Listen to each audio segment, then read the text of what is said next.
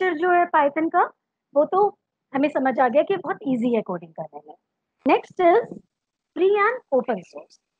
It is freely available, आप इसे net से डाउनलोड कर सकते हैं पाइथन के कंपाइलर को, एंड ओपन सोर्स है। फ्री मतलब एक तो ओपन सोर्स होता है ये जो आपको फ्रीली नेट पे इंटरनेट पे मिलता है, उसका सोर्स कोड अवेलेबल नहीं होता, but it's also free, but sometimes you have to pay the fees for that open source software, but Python के लिए आपको कुछ पे नहीं करना पड़ता, it's free. Next is object oriented language. It supports OOPS concept, like इसमें classes भी होती हैं, ऑब्जेक्ट्स भी होते हैं, इनहेरिटेंस, पॉलीमॉर्फिज्म, तो आज हम थोड़ा रिवाइज करेंगे। तो it supports the OOPs language. Next feature of the Python is GUI programming support. In Python, user can develop their interfaces to the PyQt and Kinter module. These are the modules, 2-3 modules are also there, जिसके through हम GUI programming भी कर सकते हैं Python में. Next is portable and integrated. Portable means Python code written in any operating system can run in any other operating system, like Mac, Linux, Unix. हम किसी भी प्रोग्रामिंग लैंग्वेज में अगर विंडोज में आपने बनाया तो उसको किसी भी और ऑपरेटिंग सिस्टम में रन कर सकते हैं, and it is also easily integrated with other programming languages like C, C++, etc. Next is very important property of the Python, feature of the Python, large standard libraries. It is a rich set of functions and methods. In Python, you get the very rich sets of function methods. So we do not need to write our own code for every single thing. हमें हर चीज के लिए बार बार लिखना नहीं पड़ता, हमें बहुत सारे इनबिल्ट मेथड्स इसके अंदर मिल जाते हैं। तो ये हमने रिवाइज किया फीचर्स ऑफ पाइथन। अब next topic is Python fundamental. As you know कि tokens are the smallest individual unit of in a program. किसी भी प्रोग्रामिंग लैंग्वेज में जो स्मॉलेस्ट इंडिविजुअल यूनिट्स हैं उसको टोकन्स कहते हैं। टोकन्स में आइडेंटिफायर आता है पहले आपका, पहले जो है आइडेंटिफायर हम लेते हैं जिससे name given to different parts of program. Identifier मतलब जो आइडेंटिफाई करे, जो भी हम किसी भी फंक्शंस या वेरिएबल्स को, जब भी हम ऑब्जेक्ट्स को नाम देते हैं वो उसको हम आइडेंटिफायर कहते हैं। Next is operators. Operators triggers an action when applied two variables. हम किसी ऑपरेटर क्या करते हैं, कोई भी एक्शन परफॉर्म करने के लिए काम है, जैसे कि हमें एडिशन करना है, सब्ट्रैक्शन करना है, तो ऑपरेटर क्या होगा, अर्थमेटिक ऑपरेटर यूज हो रहा है उसके अंदर, क्योंकि आप यूज क्या करें, प्लस का साइन, माइनस साइन। ऐसी तरीके से हमारे पास और भी ऑपरेटर्स होते हैं। एक तो अर्थमेटिक ऑपरेटर होता है, plus, minus, multiply, divide, modulus, and बहुत सारे ऑपरेटर्स होते हैं arithmetic. Next is logical operators, not, and or. Relational operators, greater than, less than, जो रिलेशन बताते हैं, greater than, less than, equal to, greater than, equal to, not equal to, these are called relational operators. And next operator is assignment operator. Assignment operator means जहाँ पे values को assign करते हैं, किसी variable में अगर वैल्यू डालते तो ये assign the value in it, तो हम क्या यूज करते हैं, असाइनमेंट, जिसका साइन होता है सिंगल इक्वल टू। यहाँ पे आप ध्यान रखेंगे इक्वल टू जो होता है वो कंपेयर करने के लिए होता है, तो रिलेशनल ऑपरेटर हुआ।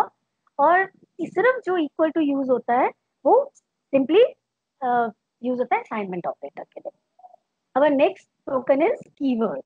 Keyword means a reserved word with special meaning. हमारे जो भी प्रोग्रामिंग लैंग्वेज में कुछ रिजर्व वर्ड्स होते हैं जिसको हम यूज करते हैं, वो जैसे break, if else, not, for, these are called reserve word, जो हम प्रोग्रामिंग में यूज करते हैं उनको हम कीवर्ड्स कहते हैं। Next is literals. लिटरल्स होते हैं हमें जो कांस्टेंट वैल्यूज होते हैं, हम उसको लिटरल्स कहते हैं, लाइक स्ट्रिंग लिटरल्स। अगर स्ट्रिंग लिटरल की बात की जाए तो कोई भी स्ट्रिंग, आपका नाम, ए बी सी जो भी है वो आपका स्ट्रिंग लिटरल कराएगा। जैसे यहाँ पे मैंने एग्जांपल में ABC लिखा है तो एक तरीके से स्ट्रिंग लिटरल कराएगा। Next is integer literal. Integer literals like कोई भी इंटीजर वैल्यू 12, 13, 1, 2 जो भी वैल्यू जो कांस्टेंट है हमारी इंटीजर, वो हमारी न्यूमेरिक लिटरल में आती है। नेक्स्ट इज फ्लोटिंग पॉइंट और decimal values comes under the floating point literals. Boolean literals, which is the form of true and false, 0, 1, and punctuators. Punctuators, they brackets, at the rate, colon, hash, inverted commas, ये सब जो है it's a part of a punctuators. So these are the fundamentals of Python. Next we will revise the data type. As I stated earlier, that the type of variable may not necessary to mention in the Python. So in order to create an integer type variable, we simply assign any integer value to object. हम simply किसी भी object को किसी भी variable को हम लिख देते हैं I equal to 10. For example, I written I equal to 10. तो क्या होगा वो I will 10 will be assigned to the variable I. ठीक है. इसी तरह यहाँ पे हमारे डेटा टाइप्स जो हैं which identifies the data basically. तो डेटा टाइप क्या करते हैं, आइडेंटिफाई करते हैं कि किस तरीके का हम वेरिएबल ले रहे हैं, क्योंकि पाइथन में हम it's a dynamic type language, हम पहले नहीं असाइन करते, जब हम लिखते हैं तभी हमें पता चलता है किस टाइप का उसने डेटा लिया. तो यहाँ पे numbers, first type is numbers. Numbers के अंदर जो टाइप है वो है integers. It stores any sign integer value. Next is boolean. Boolean stores true and false value. Next floating point number. It stores double precision decimal numbers. And next is complex number. Python में complex number data type भी होता है जिसके अंदर हम real and imaginary parts को save करते हैं. आपने मैथ्स में पढ़ा होगा complex numbers a plus bj. J is bj जो पार्ट है, जो j है denotes it's a complex part, imaginary part. A is your integral part, real part. So next data type is string. String are basically a sequence of characters. जैसे भी आपका जो आपका नाम है, अभी हमने पहले भी देखा, जो भी सीक्वेंसेस हैं करेक्टर सीक्वेंस, इसमें हम अल्फा न्यूमेरिक भी लेते हैं जिसके अंदर हम कुछ करेक्टर्स लेते हैं और कुछ नंबर्स लेते हैं. तो इस टाइप के, और लेकिन अगर उसे डिनोट करते हैं इन्वर्टेड कॉमर्स के अंदर तो वो एक स्ट्रिंग कंसिडर किया जाता है. तो these are called string data type. Next is list. A group of comma separated values of any data type between square bracket. Different type of grouping करना हम कुछ वैल्यूज को जो डिफरेंट टाइप्स के हैं, वो इंटीजर भी हो सकती है, स्ट्रिंग भी हो सकती है, फ्लोटिंग पॉइंट भी हो सकती है, उन सबकी ग्रुपिंग करके हमने स्क्वायर ब्रैकेट के अंदर हम रखते हैं, जब रख लेते हैं उसको तो हम उसको लिस्ट कहते हैं. ये हम अभी डिटेल में पढ़ेंगे, सारे डेटा टाइप हम एक एक करके इसे हम डिटेल में पढ़ेंगे. Next is tuple. A group of comma separated values of any data type between parentheses. List में हम स्क्वायर ब्रैकेट यूज करते हैं, तो टपल में हम राउंड ब्रैकेट्स यूज करते हैं. सिमिलर है, इसमें वैल्यूज जो है वही डिफरेंट टाइप की आप ले सकते हैं, जरूरी नहीं है कि एक सी हो. जैसे कि एरे हमने एक और चीज होती है हमारे पास एरे, अदर लैंग्वेजेस में एरे वर्ड यूज होता है. एरे में हम सिमिलर टाइप ऑफ वैल्यूज को यूज करते हैं. अगर हमारे पास एक सिमिलर टाइप ऑफ वैल्यूज की लिस्टिंग है, हम उसको एरे बोलते हैं. लेकिन यहाँ पे क्या है, लिस्ट और टपल में हम डिफरेंट टाइप्स की वैल्यूज को स्टोर कर रहे हैं. Next is dictionary. Dictionary is unordered set of comma separated values but in the form of की वैल्यूज पेयर. बट हम इसमें की और वैल्यू की पेयरिंग करके हम डिक्शनरी में यूज करते हैं, जिसको डिनोट करते हैं हम कर्ली ब्रैकेट. जैसे यहाँ पे a इज अ की value and 1 is value, it's value. मतलब की के थ्रू हम वैल्यू ओपन, जैसे ताला चाबी होता है ना कि की होगी तो ताला खुलेगा, तो यहाँ पे यही है कि की इज a here and की इसकी जो वैल्यू है a की वो 1 है. And one another type of data type is none. इसमें जो हमारा एक और डेटा टाइप है जिसे कहते हैं हम एम्प्टी वैल्यू, नन. जब हम कुछ भी वैल्यू नहीं दे रहे हैं, that is none. Now we'll discuss about data object. Python में दो टाइप के डेटा ऑब्जेक्ट्स कंसिडर किए जाते हैं, mutable and immutable. Mutable data types वो होते हैं जो मॉडिफाइबल होते हैं, मतलब जिसके अंदर हम चेंजेस कर सकते हैं, उनको मॉडिफाई कर सकते हैं कि वैल्यूज को. तो लिस्ट, डिक्शनरी और सेट जो है वो म्यूटेबल टाइप के डेटा ऑब्जेक्ट्स होते हैं पाइथन में, और जो इम्यूटेबल हैं वो होते हैं इंटीजर. इंटीजर अगर आप डिफाइन कर दें तो of course you know that integer 1 2 3 है, तो उसके अंदर आप उसमें कुछ मॉडिफाई नहीं कर सकते. इफ यू वांट टू से 12 तो 12 तो 1 and 2 ही होगा. तो इस तरीके से ये नॉन मॉडिफाइबल डेटा टाइप्स है. Next is Boolean, floating point, string. String is also immutable data type. And tuple. Tuple is also a immutable data type. Now let's discuss some questions on the basis of these topics. अब जो पे exam में आपका revision में से कौन कौन किस तरीके के क्वेश्चंस आपको आ सकते हैं, जैसे आपको ये आ सकता है थ्योरी में शॉर्ट आंसर्स में, what are the features of Python, mention any two. तो अभी हमने 5-6 फीचर्स आपको बताया, आप उसमें से लिख सकते हैं, कोई भी दो मेंशन कर सकते हैं, उसका डिटेल दे सकते हैं.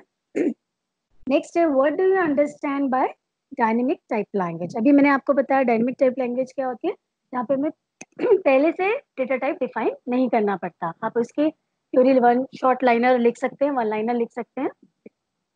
Name any two mutable and non mutable data objects. जो मैंने प्रेजेंटेशन बनाई है वो माइंड मैप की फॉर्म में बनाई, जिससे कि आप इजीली उसके नोट्स भी बना सके और उसको याद करने में आपको आसानी रहेगी। जब पेपर में कॉन्सेप्चुअल कुछ आता है तो आप इजीली उसको लिख सकते हैं, आपको याद रहेगा। तो उसमें से आप दो म्यूटेबल और दो नॉन म्यूटेबल डाटा ऑब्जेक्ट्स बता सकते हैं। Next, which of the following is valid arithmetic operator. अभी हमने पढ़ा था कि किस किस टाइप के टोकन्स होते हैं, तो उसमें हमने ऑपरेटर्स भी पढ़े थे। तो ऑपरेटर्स में रिलेशनल अर्थमेटिक ऑपरेटर्स था, तो आपको पता होना चाहिए किस किस टाइप के, इसमें से डिफरेंट टाइप के आपको अवेलेबल होंगे और आपको जो करेक्ट वन है वो बताना होगा। और कई बार इसमें ये इनवैलिड भी होता है, तो आप यहाँ पे हमेशा ध्यान रखिएगा कि यहाँ पे आप ध्यान से पढ़िएगा कि यहाँ पे कई बार आपको इनवैलिड, यहाँ पे वैलिड की जगह इनवैलिड होता है, तो आप वो भी चीज ध्यान रखिएगा। तो आप कौन सा टिक कर रहे हैं, तो यहाँ पे अर्थमेटिक ऑपरेटर है, अब कौन सा अर्थमेटिक ऑपरेटर है, दिस इज फ्लोर डिवीजन, तो ये एक हमारा अर्थमेटिक ऑपरेटर है, ये लॉजिकल है, ठीक है। और ये हमारा, ये वाला लॉजिकल है और ये हमारा रिलेशनल ऑपरेटर है, this is relational, this is logical, ठीक है। तो इस ये कंडीशन ऑपरेटर में यूज होता है, ट्रिनरी ऑपरेटर है ये। तो इस तरीके से आपको ध्यान देना पड़ेगा, इस टाइप के क्वेश्चंस आपको पेपर एग्जाम में आ सकते हैं, इस पार्ट में से जो हमने अभी रिवाइज किया। Next, which type of tokens from the following, ये कौन से टाइप के टोकन्स है। इफ जो है ऑफ कोर्स एक कीवर्ड है, आप इसको यूज नहीं कर सकते वेरिएबल डिक्लेरेशन में। और रोल नंबर एक वेरिएबल है, तो आप इसको यूज कर सकते हैं तभी आपको कोई अपना वेरिएबल डिक्लेयर करना होता है, कोई भी वैल्यू स्टोर करानी होती है। इस टाइप से भी आपसे पूछा जा सकता है, तो भी हमने रिवाइज किया, उसके ये क्वेश्चंस थे कि हम क्या कैसे कैसे क्वेश्चंस आपके एग्जाम में आ सकते हैं। Now will revise the flow of control, conditional statements. Generally अभी तक जो हमने नॉर्मल प्रोग्रामिंग की थी, पहले हम करते थे कि हमने दो इनपुट लिए और उन्हें ऐड करा दिया अर्थमेटिक ऑपरेटर के थ्रू, एडिशन हुआ, आउटपुट आ गया, प्रिंट करवा दिया। तो यहाँ पे कोई कंडीशन नहीं है, अगर हमें कुछ कंडीशन चेक करवानी है कि अगर ये ट्रू हो तो ऐसा रिजल्ट आए, अगर ये फॉल्स हो तो ऐसा रिजल्ट आए, तो यहाँ पे हम डायरेक्टली सीक्वेंस स्टेटमेंट में हम यूज नहीं कर सकते। तो कंडीशनल स्टेटमेंट हमें वहीं पे काम आती है जहाँ पे हमें कुछ कंडीशन प्रोवाइड करनी पड़ती है।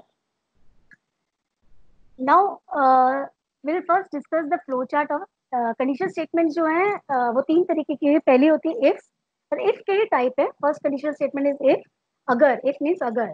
तो यहाँ पे डिसीजन मेकिंग की बात आती है, this is also known as decision making statement. तो will discuss through the flow chart. Flow chart से हमें चीज समझना थोड़ा आसान हो जाता है। जैसे फॉर एग्जाम्पल आपकी कोई सीक्वेंस ऑफ स्टेटमेंट आपने दिया, इनपुट दिया, अब वेरिएबल पे इनपुट देने के बाद आप उसको टेस्ट करेंगे कि जैसे फॉर एग्जांपल हम लेते हैं, यहाँ पे हम चेक कर रहे हैं कि एक नंबर लिया एक्स, जो आपने यूजर से इनपुट करवाया, इनपुट स्टेटमेंट के थ्रू आपने इनपुट करवाया, और हम वो चेक करना चाहते हैं कि वो पॉजिटिव है या नेगेटिव है। तो यहाँ पे आपको एक चेकिंग लगानी पड़ेगी। अब पॉजिटिव और नेगेटिव चेक करने के लिए, अगर वो 1 से बड़ा होगा, 0 से बड़ा होगा, तो वो नेगेटिव है, पॉजिटिव है और वो छोटा होगा तो नेगेटिव है। तो फॉर एग्जाम्पल यहाँ पे हमने ले लिया condition if x is greater than 0, ठीक है। अब 0 से बड़ा है तो कोर्स ट्रू है, तो आपने कुछ प्रिंट करवा दिया, जैसे नंबर इज पॉजिटिव। अगर छोटा है तो फॉल्स केस में जाएगा, फॉल्स केस में जाएगा या तो एंड हो जाएगा, इफ केस में एंड हो जाएगा, क्योंकि हम अदरवाइज का कोई ऑप्शन नहीं रख रहे। अगर वो बड़ा है तो ठीक है, अगर बड़ा है तो प्रिंट कर दीजिए वो बड़ा है, अदरवाइज इज नो ऑप्शन। तो जब हम सिर्फ इफ यूज करते हैं तो हम कोई अदरवाइज ऑप्शन नहीं रखते। इफ मीन्स उस पार्ट को चेक करेंगे और उसके बाद सीधे एग्जिट हो जाएंगे, उस ब्लॉक से एग्जिट हो जाएंगे। तो ये इफ वर्क करता है। बट हमें कुछ ऑप्शन भी देना है कि नहीं, अगर बड़ा है, ठीक है, वो पॉजिटिव नंबर है, it is greater than 0 and is a positive number, तो उसके बाद क्या, अगर, तो क्या करना है हमें, तब हम यूज करते हैं एल्स ब्लॉक, तब हम यूज करेंगे एल्स ब्लॉक। नाउ सी, यहाँ पे हम क्या किया, हमने टेस्ट एक्सप्रेशन दिया, similarly x is greater than 0, तो वैल्यू आपने दी, फॉर एग्जांपल आपने 10 पास किया, तो यहाँ पे x is greater than 0 true हुआ, प्रिंट हो गया, it is a positive number, ठीक है। नाउ अगर ये स्मॉल होता, ये -10 होता, if it is -10, our input is -10, तब क्या होता, ट्रू तो नहीं होता, ट्रू नहीं होता तो फॉल्स के सेक्शन में जाता, फॉल्स के सेक्शन में भी आप प्रिंट करवा सके it is a negative number. तो इफ एल्स का हम इस तरीके से यूज करते हैं। नेक्स्ट आता है, अगर हमें इससे भी ज्यादा कंडीशन, आपको पता हो कि अभी जीरो जो है ना नेगेटिव है ना पॉजिटिव है, हम उसको भी पॉजिटिव नहीं मान रहे हैं क्योंकि +1 को हम पॉजिटिव मान रहे हैं, तो अब जीरो को केस को कैसे हैंडल करें, तब हम लिख सकते हैं, यहाँ पे हम तीसरा केस लगा सकते हैं कि इफ अगर ये ट्रू है, x is greater than zero, तो ठीक है, ये हमारा प्रिंट हो जाए it's a positive number, false हो जाए it's a negative number, then otherwise x is equal to zero, it means वो जीरो है और प्रिंट कर दो कि नंबर इज जीरो। इस तरीके से हम तीन तरीके के कंडीशनल स्टेटमेंट का यूज कर सकते हैं, इफ के अलग अलग ब्लॉक्स का यूज कर सकते हैं। और हमारा जो नेक्स्ट फ्लो ऑफ कंट्रोल का जो टाइप होता है वो है हमारा लूप स्टेटमेंट, मतलब इटरेशन स्टेटमेंट। लूप में हमें दो टाइप के लूप्स होते हैं, फॉर एंड व्हाइल। जब भी हमें कुछ चीज को बार बार ब्लॉक को रिपीट करना है, इफ एल्स में आपने देखा कि सिर्फ हमने चेक किया, स्टेटमेंट एग्जीक्यूट हुई और एग्जिट हो गए, लेकिन जब हमें बार बार हमें एक चीज को किसी नंबर ऑफ टाइम पे रिपीट करना है, तब हम लूप स्टेटमेंट का यूज करते हैं।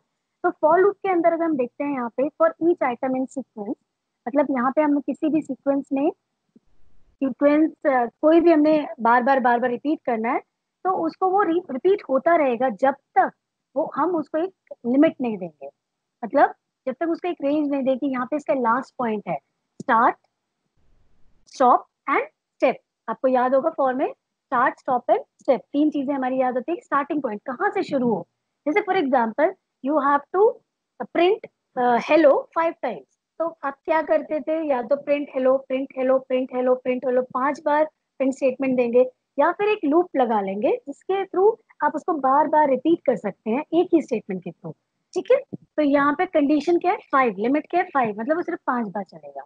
इसी तरीके से आपने सीक्वेंस में डाला लास्ट आइटम रीच, अगर वो लास्ट आइटम रीच हो जाता है, पहुंच जाता है उसके अंदर, तो एग्जिट हो जाता है। इसमें यस केस में एग्जिट हो जाता है, अगर वो पहुंच जाता है तो एग्जिट हो जाता है, अगर नहीं तो फिर दोबारा से वो चलता रहेगा जब तक वो लास्ट आइटम को रीच नहीं कर लेगा।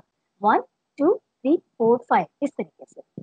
सिमिलरली वाइल लूप में भी इसी तरीके से होता है।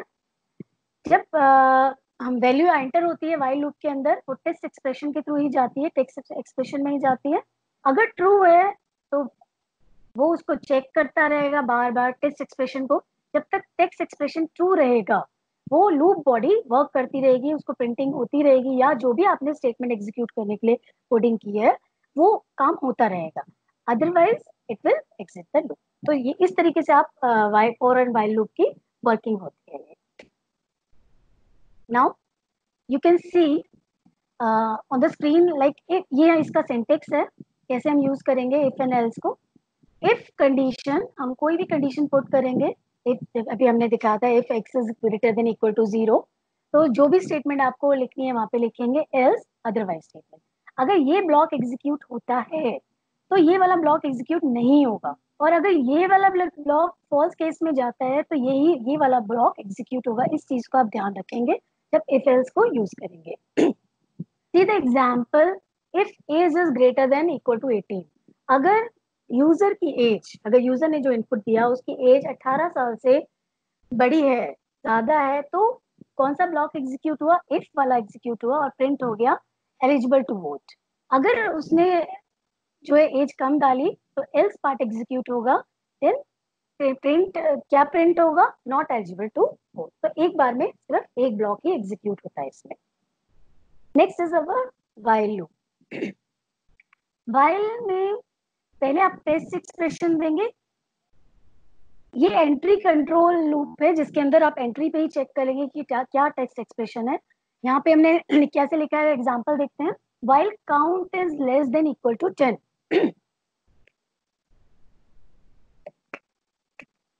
मतलब जब तक जो काउंट की वैल्यू है वो 10 से छोटी रहेगी या उससे बराबर, मतलब 0 1 2 3 4 5 6 7 8 9 10, क्योंकि यहाँ इक्वल टू लगा है। अगर यहाँ इक्वल टू नहीं होता तो आपको क्या होता है, यहाँ पे आप सिर्फ 9 तक लेते हैं, 0 to 9 तक वैल्यूज लेते हैं और प्रिंट काउंट। तो इस तरीके से आप वाइल लूप में एक ही चीज आपने देखा, सीक्वेंस में प्रिंट हो गई 0 1 2 3 4, यहाँ पे हमने डिक्लेयर किया काउंट इक्वल टू, ऊपर हमने वेरिएबल दिया हुआ होगा, वैल्यू असाइन की होगी, आइदर फ्रॉम 0 1 जो भी आपने दिया उतनी वैल्यूज, अगर 0 दिया है तो 0 भी प्रिंट होगा, अगर 1 से अगर आप देंगे तो 1 2 3 4 5 6 7 8 9 10 भी प्रिंट होगा। इसी तरीके से नेक्स्ट लूप है फॉर लूप। फॉर लूप में फॉर वेरिएबल इन सीक्वेंस, आपको आपने एक मेंबरशिप ऑपरेटर पढ़ा होगा, इन मेंबरशिप ऑपरेटर था जिसके जिसके थ्रू हम सीक्वेंस के अंदर हम उसको चलाएंगे, एक एक करके उसको लेगा, वो 1 बाय 1 उसको लेगा। जैसे फॉर वेरिएबल का कुछ भी आप नाम ले सकते हैं, इन किसी भी डेटा टाइप के अंदर लिस्ट, अभी हम आगे फर्दर इसके एग्जांपल्स और देखेंगे, उसके अंदर वर्क करेगा, एक एक करके वैल्यू को लेगा और चलता जाएगा जब तक वो वैल्यू उसके अंदर सीक्वेंस के अंदर खत्म नहीं हो जाती। यहाँ पे हम एक और, मैंने आप एग्जांपल में देखिए हमें रेंज फंक्शन यूज किया है। रेंज बेसिकली क्या करता है, रेंज फंक्शन क्या करता है, एक रेंज बनाता है, लाइक 0 टू लिमिट उसको देता है। तो रेंज फंक्शन के थ्रू भी आप लूप को वर्क करते हैं, फॉर लूप में इन ऑपरेटर के थ्रू भी, और उसके रेंज भी आप इसके साथ यूज कर सकते हैं। यहाँ पे मैंने एक एग्जांपल लिया है, reverse the following list using for loop. तो इसके अंदर हम रेंज फंक्शन यूज करेंगे, आपको ज्यादा अच्छी वर्किंग समझ आ जाएगी फॉर लूप की इसके थ्रू। हमने एक लिस्ट ली है, अभी हमने देखा था लिस्ट क्या होती है, वैल्यूज होते हैं, नंबर ऑफ वैल्यूज लेते हैं स्क्वायर ब्रैकेट के अंदर। तो यहाँ पे हमने सीखे 20 10 20 30 40 50 हमने एक लिस्ट बनाई है, जिसका स्टार्टिंग पॉइंट जो है वो क्या है, लेंथ, जो भी लिस्ट की लेंथ क्या है, 0 1 2 3 4 5, 5 एलिमेंट्स है, तो लिस्ट की लेंथ क्या हुई 5 -1, तो ये 4 तक चलेगा बिकॉज, और स्टॉप क्या है -1 तक, और स्टेप क्या है -1। इस तरीके से ये हमने असाइन किया है, क्योंकि हमें रिवर्स करना है, हम क्या करना चाहते हैं, रिवर्स करना चाहते हैं। तो रेंज फंक्शन अगर आप यहाँ देखेंगे तो कैसे चलता है, स्टार्ट स्टॉप, और step is not necessary, square bracket में step is always not necessary, by default it is takes 1, मतलब अगर आप स्टॉप स्टेप नहीं देते तो ऑटोमेटिक एक एक करके ही चलता है वो, लेकिन यहाँ पे हमने स्टॉप दिया है, स्टॉप भी दिया है और स्टेप भी दिया है। -1 क्यों दिया, क्योंकि हमें नेगेटिव जाना है, वापस जाना है। और I in range start stop and step, start की वैल्यू क्या है हमारी, बैक स्टेप, ठीक है, क्या था 5 -1 4, उल्टा जा रहा है ये, क्योंकि लिस्ट जो होता है वो चलता है 0 1 2 3 एंड 4, ये इस तरीके इंडेक्स वैल्यूज वर्क करती है इसकी।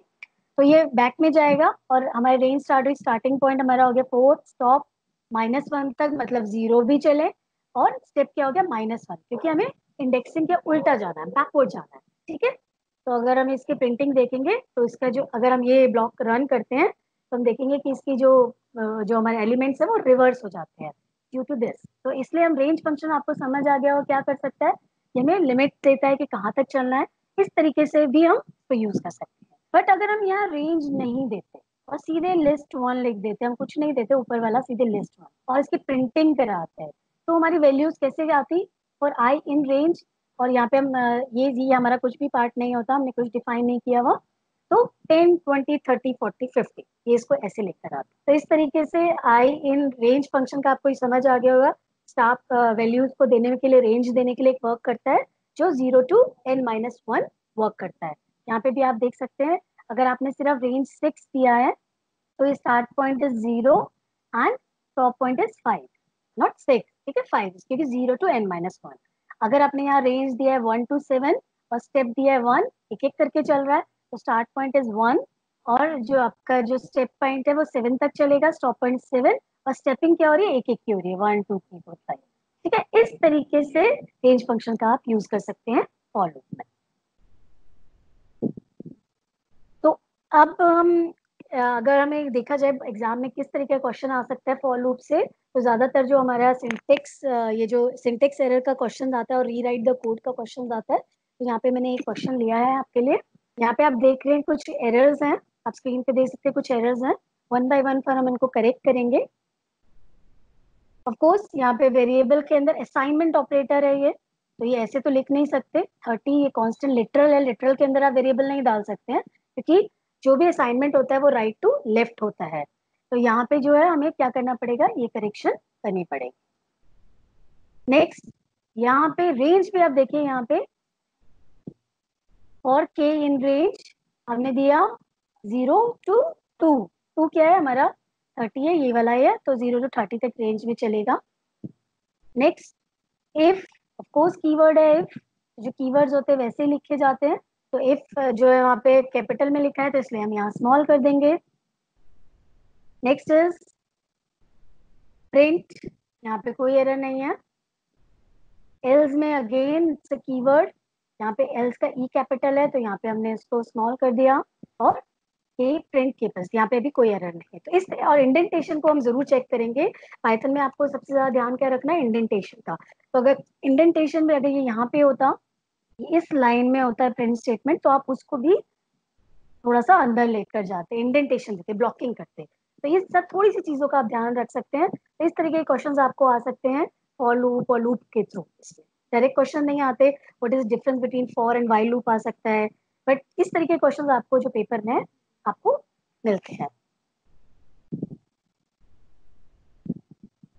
हम लूप के थ्रू आउटपुट के क्वेश्चंस आपको थोड़े से आ सकते हैं, लाइक जैसे यहाँ पे है x is equal to A B C D E F. हमने एक स्ट्रिंग लिटरल जो है असाइन किया है x वेरिएबल में। आप देख रहे हैं यहाँ पे मैंने आपको पता डायनेमिक टाइप है, तो हमने यहाँ पे कुछ भी असाइन नहीं किया, यहाँ पे कोई मेंशन नहीं किया कि x किस टाइप का होगा। जैसे ही हमने दिया वो ऑटोमेटिकली उसने को रेफरेंस करना शुरू कर दिया, ऑब्जेक्ट ले लिया, स्ट्रिंग टाइप का ऑब्जेक्ट बना दिया। तो यहाँ पे ये जो है A B C D E F जो स्ट्रिंग टाइप का है, और यहाँ पे हमने आई लिया a।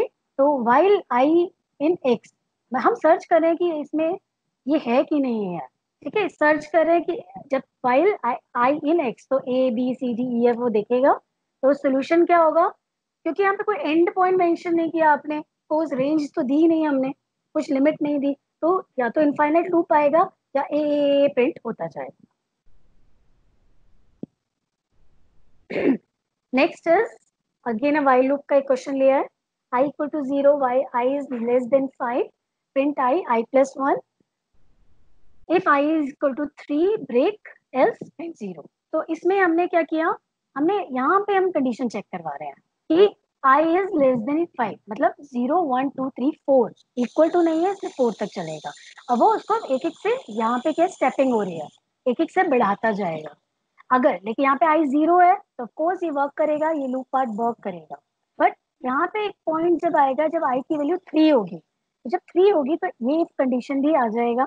और इफ कंडीशन, जैसे ही इफ कंडीशन आएगा, यहाँ पे हमारी एक स्टेटमेंट है ब्रेक। ब्रेक क्या करता है, बेसिकली आपको उसी पॉइंट से वहां से अनकंडीशनली टर्मिनेट कर देता है। आपको सॉरी, ये नीचे की तरफ जाना चाहिए, ऊपर नहीं, कि अनकंडीशनली टर्मिनेट कर देता है, आपके जो लूप को बाहर लेकर चला जाता है। तो उसके बाद हमारा जो लूप की वर्किंग है वो बंद हो जाती है, ठीक है। अगर ये ऊपर की तरफ जा रहा है तो हमने जरूर यहाँ कंटिन्यू लगाया है। कंटिन्यू भी एक स्टेटमेंट होती है जो आपको वापस लूप में ले जाती है। तो यहाँ पे अगर कंटिन्यू होता तो हम ऊपर की तरफ जाते, और अगर ब्रेक है तो हम नीचे की तरफ जाएंगे। तो इस तरीके से अगर इसका आंसर देखा जाए, तो पहला तो आपको 0 है तो 0 प्रिंट हो जाएगा।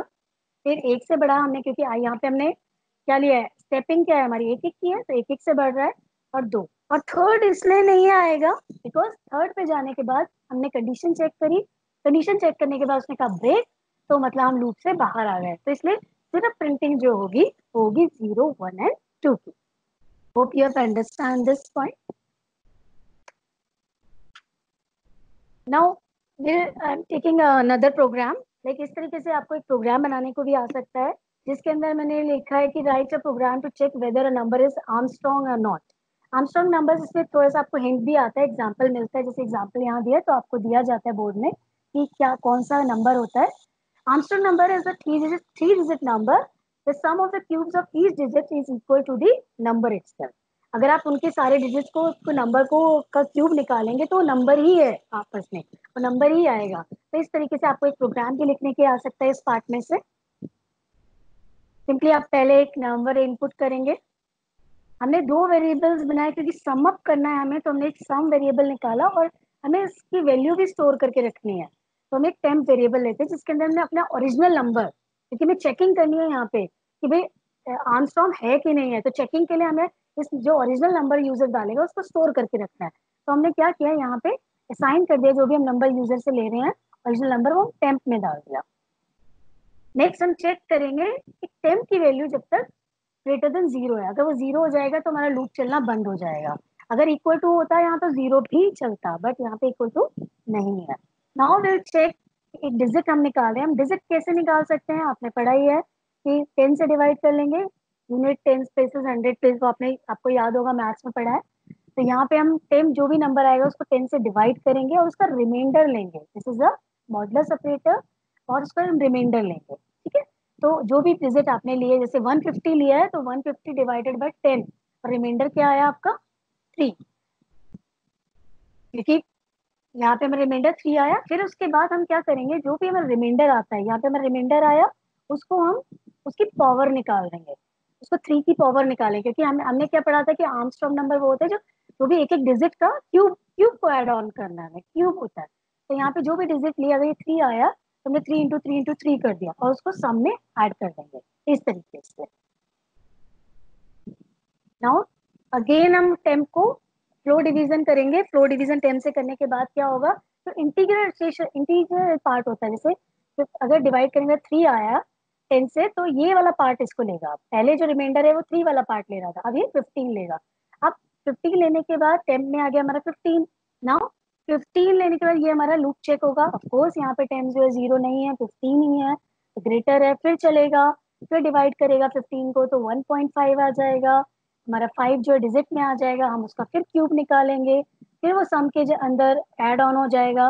तो जो आपने 3 का क्यूब निकाला था, 3 × 3 × 3, वो ऐड ऑन हो जाएगा 5 × 5 × 5, इस वाली वैल्यू से ऐड ऑन हो जाएगा। एंड देन अगेन हम डिवाइड करेंगे तो हमारे को अवेलेबल होगा 1, 1 is again greater than 0। Then हम दोबारा जाएंगे, दोबारा वर्क करेंगे, उसका क्यूब निकालेंगे और इसको पूरा ऐड ऑन कर देंगे। इस तरीके से हमारा पूरा लूप चलता जाएगा। जब लास्ट ये पार्ट करेंगे तो 1 था तो 0.1 आ जाएगा।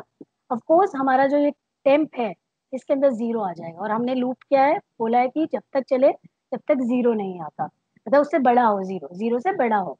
तो ये लूप एग्जिट हो जाएगा यहाँ से। एग्जिट होने के बाद हम क्या करेंगे, जो हमने ओरिजिनल नंबर सेव किया था, यहाँ पे जो ओरिजिनल नंबर लिया था उससे सम की वैल्यू चेक कराएंगे, कि टेम्प तो हमने बार बार मॉडिफाई कर रहे थे, इसलिए हम टेम्प को चेक नहीं करवाएंगे। तो ओरिजिनल नंबर हमने लिया था उससे सम को चेक करवाएंगे, और उस तरीके से हम लिख देंगे इफ वो, अगर वो इक्वल होगा, दोनों का सम और नंबर का दोनों जो है इक्वल होंगे, तो वो आर्मस्ट्रांग नंबर होगा, अदरवाइज वो आर्मस्ट्रांग नंबर नहीं होगा। तो इस टाइप के आपके छोटे छोटे क्वेश्चंस आ सकते हैं, आपको इसकी प्रैक्टिस करनी पड़ेगी।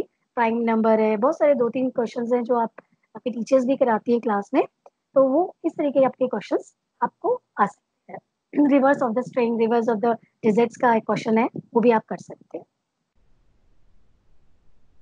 तो now let's discuss the string data type. अब हम स्ट्रिंग डेटा टाइप को, जो स्ट्रिंग डेटा टाइप है हम पाइथन के, हम उसको थोड़ा सा एलोबरेटली डिस्कस करेंगे। स्ट्रिंग क्या है, basically it's a sequence of character. जो भी कैरेक्टर्स है वो किसके थ्रू एक्सेस किए जा सकते हैं, इंडेक्स के थ्रू। Indexing is very important. तो indexing allows to access characters from both front and back. String में क्या होता है, दोनों तरह से हम इंडेक्स जो है हमें, हम उसको एक्सेस कर सकते हैं एक एक कैरेक्टर को। The first index starts from 0 and the backward indexing start from -1. यहाँ पे आप देख सकते हैं, यहाँ पे मैंने एक स्ट्रिंग ली है str पाइथन, और पाइथन का यहाँ पे इंडेक्सिंग क्या स्टार्ट है 0 1 2 3 4। ये हमारी कौन सी फॉरवर्ड इंडेक्सिंग हुई, और ये हमारी कौन सी बैकवर्ड इंडेक्सिंग स्टार्टिंग हुई, जो स्टार्ट होती है -1 से। तो इस तरीके से इंडेक्सिंग के कॉन्सेप्ट के थ्रू आप स्ट्रिंग की वैल्यूज को एक्सेस कर सकते हैं। नाउ यू कैन सी, यहाँ पे मैंने एक माइंड मैप लिया है, हमने लिया है माइंड मैप एक। यहाँ पे strings stored as a individual character in the continuous location. Strings के 3 फंक्शनलिटी हम इस पे कर सकते हैं। स्ट्रिंग ऑपरेटर्स, कौन कौन से ऑपरेटर्स डिस्कस करेंगे इसमें। First operator is concatenation operator. Concatenation operators क्या करता है, इट जॉइंस टू स्ट्रिंग। दो स्ट्रिंग्स अगर आपको दिए उनको ज्वाइन करता है। आपको पता है प्लस का साइन होता है, प्लस का साइन क्या करेगा, ज्वाइन करेगा। हमने 2 अलग अलग स्ट्रिंग्स ली हैं, जैसे यहाँ पे आप एग्जांपल देख सकते हैं, माई एक अलग स्ट्रिंग है और क्लास स्ट्रिंग है, और अगर आप इसको यूज करेंगे तो आउटपुट क्या आएगा, my class. Next is replication operator. Replication operator makes the copies of a string specified number of time. जितनी बार आप स्पेसिफाई करेंगे उतनी बार उसको कॉपी कर देगा, उसी स्ट्रिंग को कॉपी कर देगा। जैसे you can C in example me into 3, तो मी को उसने कितना रिपीट कर दिया आउटपुट में, मी 3 टाइम। तो जितना भी आप स्पेसिफाई करेंगे, 5 करेंगे तो 5 बार, एक बार 2 बार करेंगे तो 2 बार, जितनी बार भी आप रेप्लिकेट करना चाहते हैं, कॉपीज बनाना चाहते हैं, उतनी बार। Next is membership operator. तो मेंबरशिप ऑपरेटर्स क्या होते हैं, इन, अभी हमने लूप में भी देखा था इन ऑपरेटर का, तो बताता है कि इसके अंदर है कि नहीं, मेंबर है, ये इस स्ट्रिंग का मेंबर है कि नहीं। तो यहाँ पे हमने लिखा है दिया इन इंडिया, तो दिया इस स्ट्रिंग में आ रहा है कि नहीं आ रहा, ये हम चेक करेंगे। दिया इन इंडिया बूलियन है, इसका जो रिटर्न टाइप, जो ये रिटर्न करेगा वैल्यू बूलियन टाइप करेगा, मतलब ट्रू। अगर उसको फाउंड हो गया तो ट्रू, अगर इसके अंदर स्ट्रिंग के अंदर नहीं फाउंड होता तो क्या रिटर्न करता, false. Next is comparison operators. Comparison operators में we compare two string objects and return boolean values. इसमें भी हम कंपेयर करते हैं greater than less then. here is an example, a equal to small a, but output जो है इसका false आ रहा है। आप कहोगे मैम ये तो दोनों ही ए हैं और ये फॉल्स क्यों आ रहा है, because it is a capital A and small A. तो आपको इसका रीजन पता है, आपने इसके वैल्यूज पढ़ी होंगी, इसके कोड्स पढ़े थे, क्योंकि ए जो है, A is mapped with the integer value of 65 and small letter A is map with the इसका कोड ऑफ 97। अब ए 65 जो है 97 के बराबर तो नहीं हो सकता, इसकी वैल्यू 65 है, इसका कोडिंग मैपिंग होती है इनकी, आपको पता ही होगा। और यहाँ पे ये 65 तो बराबर नहीं हो सकता, इसलिए इसका आउटपुट जो है फॉल्स है। No next operator is string slicing. अब स्ट्रिंग के साथ हम क्या कर सकते हैं, स्लाइसिंग कर सकते हैं, एक्सट्रैक्ट कर सकते हैं उसका sub part. String are sliced using ranges of indices. Indices को यूज करके, इंडेक्स को यूज करके हम उसकी स्लाइसिंग कर सकते हैं। तो इसका जो सिंटेक्स है वो है कोई भी स्ट्रिंग और n colon m, n means your starting value and m means your end value. So now you can see here an example, word equal to my class, print word to colon। इसका मतलब है जो आपका start n है, जो start value है वो 2 दी हुई है, मतलब हम जो शुरू होगा, शुरुआत जो होगी वो किससे होगी, 2 से।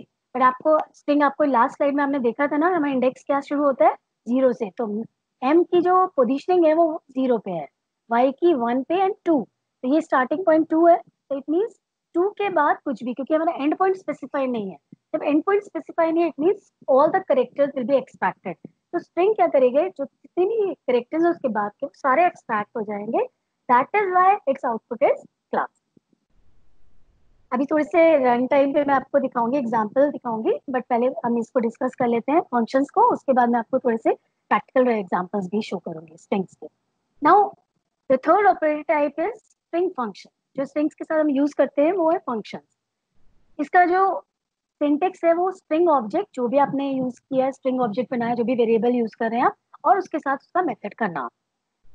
You can see here string dot capitalize. String dot capitalize क्या करेगा, it as the name shows capital करेगा। ये जो फर्स्ट कैरेक्टर है, जो स्ट्रिंग का जो फर्स्ट कैरेक्टर है उसको कैपिटलाइज कर देगा, फर्स्ट कैरेक्टर को कैपिटल में कन्वर्ट कर देगा। Next is string dot find. अगर आपको किसी को स्ट्रिंग को फाइंड करना है कि स्ट्रिंग के अंदर है कि नहीं है, तो हम फाइंड फंक्शन यूज करते हैं। इज एल नाम अल्फा न्यूमेरिक है, ये जो स्ट्रिंग है वो अल्फा न्यूमेरिक है कि नहीं है, उसको चेक करने के लिए यूज करते हैं।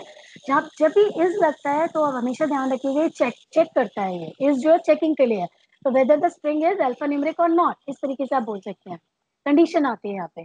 तो इज एल चेक करेगा कि जो स्ट्रिंग है इसके अंदर अल्फा न्यूमेरिक कैरेक्टर है कि नहीं है, इज डिजिट कोई डिजिट है कि नहीं है ना। यहाँ पे देखिए इज नहीं है, अपर है, तो ये क्या करेगा, ये फंक्शन क्या करेगा, सारे कैरेक्टर्स को अपर केस में कन्वर्ट कर देगा। नेक्स्ट है string dot lower, it will convert all the characters of the string into a lower case. Else strip, left stripping, stripping मतलब आपके जो जितने भी white spaces हैं उनको रिमूव कर देता है। ठीक है, स्ट्रिप फंक्शन क्या करता है, रिमूव करता है व्हाइट स्पेसेस को जो भी टैब्स लगे हुए हैं उन सबको रिमूव करता है। एल मतलब लेफ्ट साइड से और आर स्ट्रिप मतलब राइट साइड से। And string dot length, length function ये क्या करता है, आपके जो भी स्ट्रिंग है उसकी लेंथ को एक्सट्रैक्ट करता है। Now let's see some practical example. यहाँ पे मैंने, अब हम पाइथन कंपाइलर में यूज देखेंगे।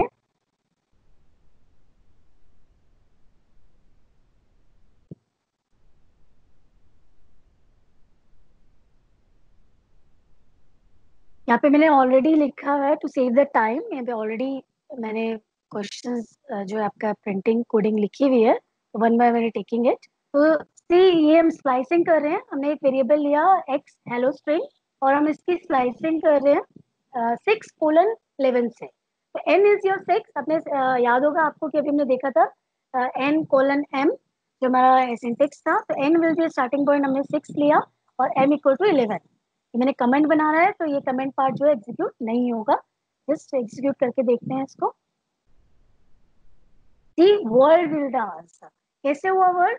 Goes again 0, H is on the 0 position, 0, 1, 2, 3, 4, 5. This space will be counted. Say ये space भी है, ये भी count होगा. 6 and then it start from 6. यहाँ से शुरू होगा हमारा 1, 2, 0, 1, 2, 3, 4, 5 और यहाँ पे word जो word है इसके बाद 11 तक जाएगा. तो पूरा जितनी भी एक्सट्रैक्ट है 11 है वो पूरी की जो स्ट्रिंग है वो कितने कैरेक्टर्स की है 1 2 3 4 5 6 7 8 9 10 11. तो जो हमारी जो एक्सट्रैक्ट है पूरी की पूरी एक्सट्रैक्ट हो जाएगी. तो यहाँ पे बेसिकली 6:10 वर्क कर रहा है. इसमें हमारा पूरा का जो वर्ड है वो प्रिंट हो गया है. Let's see, let's run this coded also.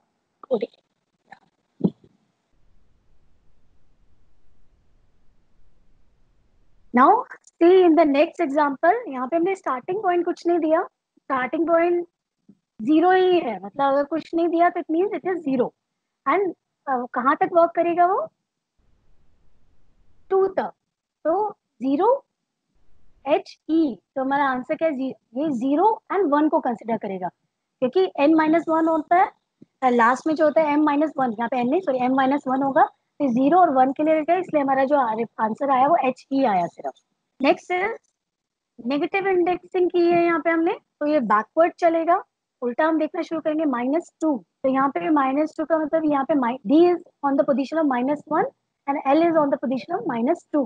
तो यहाँ से लेगा -2 से स्टार्ट करेगा एंड देन ये क्या आपका लेकर तो -2 से जाएगा बट प्रिंटिंग बिल्कुल सीधी करेगा. आप इसे रिवर्स प्रिंटिंग नहीं करेगा ये. ठीक है. यू स्टार्ट विथ ये क्या करेगा सिर्फ L और D को ट्रंकेट कर देगा. यहाँ पे रिमूव कर देगा, हटा देगा. तो हमारी जो प्रिंटिंग आएगी वो 0 से शुरू होगी और -2 से लेगी. तो यहाँ से लिखना शुरू.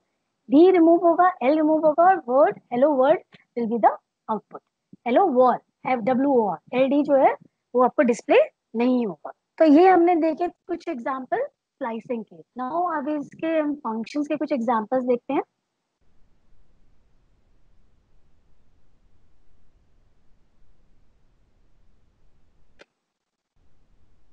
एक फंक्शन है split function, it is very useful function. Split function क्या करता है? आप जो भी स्ट्रिंग होती है उसको लिस्ट में कन्वर्ट कर देता है. तो अगर आप यहाँ देखें जो हेलो वर्ड है स्प्लिट फंक्शन रन करने के बाद क्या हुआ एक लिस्ट की फॉर्म में आ गया. तो ये 0 इंडेक्स पे आ गया, ये 1 इंडेक्स पे आ गया. तो आप यहाँ देख सकते हैं clearly hello is 1 string and second is word string. तो ये एक लिस्ट की फॉर्म में आ गया, स्क्वायर ब्रैकेट लगे. तो जो स्प्लिट फंक्शन है it converts the string object into a list. Now run the second. Is digit मैंने आपको बताया था चेक करने के लिए वर्क करता है. इज डिजिट फॉल्स आंसर आया क्योंकि हमने हेलो वर्ड में कोई डिजिट है ही नहीं. तो इसलिए answer will be false. Excuse me ma'am. जी मैम. जी सर. मैम कुछ भी दिख नहीं रहा है. जूम थोड़ा सा बढ़ाएंगे थोड़ा सा. इसका टीवी पे कुछ नहीं दिख रहा है. जूम बढ़ा दीजिए मैम.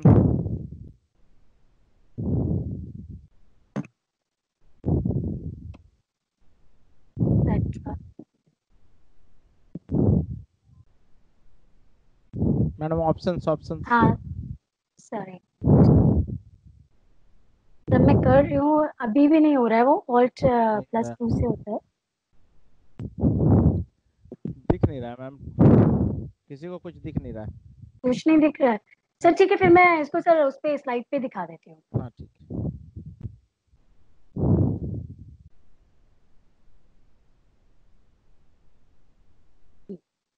तो अभी आपने थोड़े से एग्जांपल में डिस्कस किए कि किस तरीके से फंक्शन यूज होता है स्ट्रिंग में. Now let's discuss some questions. हम इसके रिगार्डिंग कुछ क्वेश्चंस डिस्कस करते हैं डायरेक्टली क्योंकि एग्जाम में आपके पास कंपाइलर नहीं होगा. आपको खुद ही डायरेक्टली अपने ब्रेन को एज ए कंपाइलर यूज करना पड़ेगा पता लगने के what will be the output. ठीक है. तो what is the output when following statement is executed. अब यहाँ पे हमने क्या किया एक स्ट्रिंग ली है और उसमें हमने यहाँ पे स्ट्रिंग वैल्यू ली है ABCD और हमने क्या करना है इसकी स्लाइसिंग करनी है. जो स्टार्ट होगी स्टार्टिंग पॉइंट इज योर 2. तो मतलब 0 1 2. तो आउटपुट क्या होना चाहिए इसका? ये आउटपुट होना चाहिए. Let's check. यस इसका आउटपुट ऑप्शन है सी क्योंकि हमारा जो आउटपुट है अगर यहाँ पे कुछ मेंशन किया जाएगा नहीं किया जाता तो आपको पता है वो पूरी की पूरी बाकी जितनी भी स्ट्रिंग है उसको लेता. अगर यहाँ पे हमने 2 लिख दिया होता तो हमेशा एक ही कैरेक्टर को वो लेता क्योंकि n-1 होता है। Next is what is the output when the following code is executed. Now यहाँ पे हमने -1 लिया है, तो आप बताइए यहाँ पे क्या होगा। -1 इज योर स्टार्टिंग पॉइंट, तो -1 इंडेक्सिंग कहाँ से शुरू होती है, पीछे से। तो आंसर इसका क्या होना चाहिए, डी। तो सोल्यूशन क्या है हमारा, आई होप आप समझ गए होंगे रिवर्स इंडेक्सिंग क्या होती है, बैकवर्ड एंड फॉरवर्ड इंडेक्सिंग क्या होती है। This is very important. अगर आप एक बार ये स्ट्रिंग में समझ जाते हैं तो आपको कुछ भी स्लाइसिंग करने में, स्ट्रिंग स्लाइसिंग के किसी भी क्वेश्चन में आपको कोई प्रॉब्लम नहीं आएगी। नाउ यहाँ पे हमने एक क्वेश्चन है, इस तरीके का क्वेश्चन आपको आ सकता है, what is the output of the following code. यहाँ पे एक स्ट्रिंग लिया हमने, नरेंद्र कुमार सिंघल, एक पूरा नाम लिया है, हम उसका एब्रीविएशन करना चाहते हैं NK सिंघल। तो हम क्या यूज करेंगे, पहले तो हम स्ट्रिंग को कन्वर्ट करेंगे लिस्ट में, जिससे, क्योंकि हमें क्या करना है, अगर हम इसको स्ट्रिंग में लेंगे तो हमें क्या स्प्लिट क्यों यूज करें, अगर हम इसे लेंगे तो 0 1 2 3 हो जाएगा, इस तरीके से वर्क करेगा। लेकिन हमें ऐसा नहीं करना, हमें क्या करना है, स्प्लिट यूज किया। जब आपने देखा था स्प्लिट यूज करने के बाद क्या होगा, ये एक लिस्ट की फॉर्म में बन जाएगा, और ये एक स्ट्रिंग बन जाएगी, और ये एक स्ट्रिंग बन जाएगी, और ये तीसरी स्ट्रिंग बन जाएगी। ठीक है, तो अब स्ट्रिंग यहाँ पे हमने क्या किया, ए वेरिएबल के अंदर स्प्लिट कर दिया, तो हमारे पास बेसिकली एक लिस्ट आ गई जो अलग अलग स्ट्रिंग की फॉर्म में लिस्ट आ गई। अब हम यहाँ पे ए का हमने इंडेक्स 0 लिया, तो ए का इंडेक्स 0 क्या है, ए का इंडेक्स 0 और उसका भी 0, तो ये आ गया। मतलब ये 0 इंडेक्स है, 0 1 2 लिस्ट का, लिस्ट में क्या है 0 1 2, लिस्ट का इंडेक्स 0 पे एक पूरी स्ट्रिंग है। ठीक है, नरेंद्र एक नाम जो है वो 0 इंडेक्स पे है, कि कुमार 1 पे एंड 2 पे, लिस्ट का है। अब उसमें से भी हमें स्ट्रिंग का इंडेक्सिंग करनी है, तो उसकी जो दूसरा पार्ट हुआ हमारा, क्या इंडेक्सिंग में क्या हुआ, 0। तो ये नरेंद्र का 0 इंडेक्स ये वाला हुआ, तो यहाँ से हमारा एक्सट्रैक्ट क्या हुआ, n। सिमिलरली विल सी, यहाँ पे हम देखते हैं 1, तो 1 हमारे लिस्ट की इंडेक्सिंग है, और उसका 0 मतलब फिर 0 उसकी स्ट्रिंग की इंडेक्सिंग k, तो यहाँ पे हमें क्या मिल गया, k। और बीच में हम क्या करते हैं, कॉन्कैटिनेशन ऑपरेटर ज्वाइनिंग करते जा रहे हैं पॉइंट्स को, क्योंकि आपने देखा होगा नाम हम डॉट डॉट लगा के यूज करते हैं। और इस पार्ट पे हमें सब कुछ ही लेना है, हमें पूरा का पूरी स्ट्रिंग लेनी है सिंगल। तब हमने क्या किया, सिर्फ और सिर्फ लिस्ट का इंडेक्स मेंशन किया। तो now see what is the answer, NK single. Hope you have understand it. Now next question, हमने यहाँ पे वो एक फंक्शन लिया है काउंट। काउंट फंक्शन क्या करता है, उसके अक्रेंस काउंट करता है, जो अक्रेंस होते हैं उसके बेसिस पे काउंट करता है। तो यहाँ पे हमने कितनी बार ये काउंट करेगा, कितनी x y y y count कितनी बार अपीयर हुआ है। तो आंसर इज क्लियर, 2। ये कितनी बार अपीयर है, इसकी अक्रेंस कितनी हुई, 2। ठीक है, एक चीज आप ध्यान रखिएगा, ये मैंने 12 दिया है बिकॉज स्ट्रिंग की जो साइज है, ये जो स्ट्रिंग का साइज है ये 12 है, इससे ज्यादा होना चाहिए। अगर आप इसे कम कर देते, 7 कर देते, तो सिर्फ इसकी अक्रेंस 1 आती, क्योंकि उतना ही वो लेता स्ट्रिंग, उतने अगर 7 ये होता, 7 पार्ट पे ही उसको सर्च करता, और सर्च अगर करता तो हमें एक ही बार इसको ये अक्रेंस मिलती, तो ये 1 हो जाता। तो इस चीज का आपने ध्यान रखें, यहाँ 12 इसलिए लिया क्योंकि पूरी की पूरी स्ट्रिंग इसमें कवर हो रही है। Now we'll discuss about the list in Python. Lists are similar to the arrays. बस arrays में आपको difference क्या बताया था, arrays are the list of similar data types, similar data types of data. लेकिन यहाँ पे हम different data types को भी use कर सकते हैं list के अंदर. Declared in other programming languages, but lists are not homogeneous always, which makes it powerful. A single list may contain data types like integer, string as well, and an object. ये मैं आपको already बता चुकी हूँ. But list is ना mutable data object. List जो है हमारा क्या है, म्यूटेबल डेटा ऑब्जेक्ट है। म्यूटेबल मतलब जिसके अंदर हम कुछ चेंजेस कर सकते हैं। List in Python are ordered and have a definite count. इसका एक काउंट होता है, कितने नंबर ऑफ लिस्ट हमें स्पेसिफाई करने पड़ती है। The items in a list are indexed according to the definite sequence and the indexing of a list start from the 0। Similar to the string, हम वही बिल्कुल वैसे ही इंडेक्सिंग, जैसे स्ट्रिंग में आपने इंडेक्सिंग देखी थी, लिस्ट में भी वही इंडेक्सिंग होती है। But the difference is this, क्योंकि string is immutable data type और उसके अंदर हमारा सिर्फ कैरेक्टर की सीक्वेंस थी सिर्फ। यहाँ पे आप देख रहे हैं हम अलग अलग वैल्यूज, इसकी अलग अलग हमने डेटा टाइप ऑफ वैल्यूज को एंटर करवा रखा है। नाउ इसके ऊपर जो हम ऑपरेशंस कर सकते हैं, list are depicted by the square bracket. इस तरीके से जो अगर हम दिखाते हैं खाली लिस्ट, खाली बॉक्स दिखाते हैं तो it is known as empty list. हमारी इंटीजर लिस्ट है, ये करेक्टर लिस्ट है, और ये हमारी मिक्सिंग ऑफ और सारे एलिमेंट्स है, जितने भी अदर टाइप्स है वो सब है। तो इस तरीके से हमारी ये लिस्ट होती है। इसको हम एरे कह सकते हैं, 1 2 3 सिमिलर है ना, इसलिए एरे कह सकते हैं। Now list slicing similar to the string, हम लिस्ट में भी स्लाइसिंग कर सकते हैं क्योंकि इंडेक्सिंग के बेस पे होती है स्लाइसिंग। जहाँ पे इंडेक्सेस है वहाँ पे स्लाइसिंग पॉसिबल है। तो स्लाइसिंग क्या होती है? किसी पार्ट को एक्सट्रैक्ट करना। यहाँ पे भी स्टार्ट, स्टॉप एंड स्टेप जो है हमारा सिंटेक्स है किसी भी सीक्वेंस को निकालने का, स्लाइसिंग करने के लिए। यहाँ पे अगर आप देखेंगे लिस्ट 0 10 एंड 2, मतलब the starting point is 0, and point is 10 and 2 is your stepping, मतलब दो छोड़ के। यहाँ पे हमने क्या किया, स्टेप भी लगाया कि कितने एलिमेंट्स को लो, दो एलिमेंट्स छोड़ के हम वर्क करें। तो इस तरीके से हम स्टेपिंग भी प्रोवाइड कर सकते हैं at the time of slicing. Next is list manipulation. Manipulation में क्या होगा, हम लिस्ट को अपडेट कर सकते हैं क्योंकि it's a mutable type.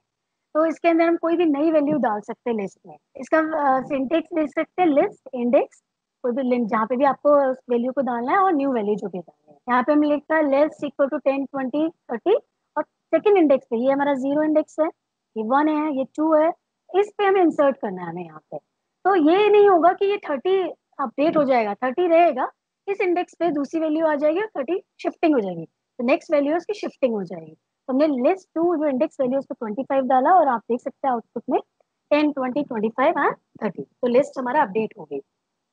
Next is deletion.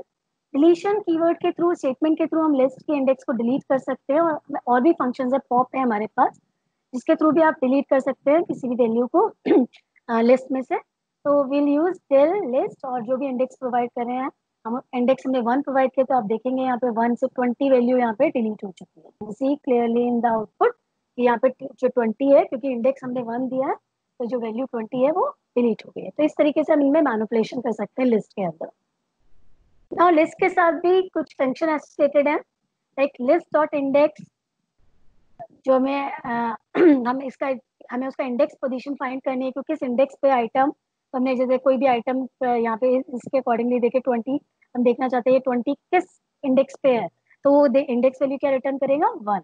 इस तरीके से हम इंडेक्स वैल्यू फाइंड आउट कर सकते हैं। अपेंड, अपेंड हम जब करते हैं जब हमें एंड ऑफ द लिस्ट में कुछ वैल्यूज एंटर करनी होती है, सिंगल वैल्यूज एंटर करनी होती है, तो हम अपेंड का यूज करते हैं। Next is extend. ज्यादा कंफ्यूजन में अपेंड और एक्सटेंड में होता है बच्चों को। एक्सटेंड में क्या होता है, मल्टीपल वैल्यूज को एंड ऑफ द लिस्ट में एंटर कर सकते हैं, मल्टीपल वैल्यू एक साथ, जो लिस्ट के अंदर लिस्ट भी एंटर कर सकते हैं पूरी, तो वो तब हम मेथड क्या यूज करेंगे, एक्सटेंड। इंसर्ट, जो हमें वैल्यू एंटर करवानी है किसी पर्टिकुलर पोजीशन पे, हम पोजीशन भी स्पेसिफाई कर रहे हैं, और क्या आइटम देना है हमें, क्या वैल्यू हमें एंटर करवानी है वो भी हम स्पेसिफाई करते हैं, तब हम लिस्ट के साथ इसको एंटर कर सकते हैं। Next is list dot pop.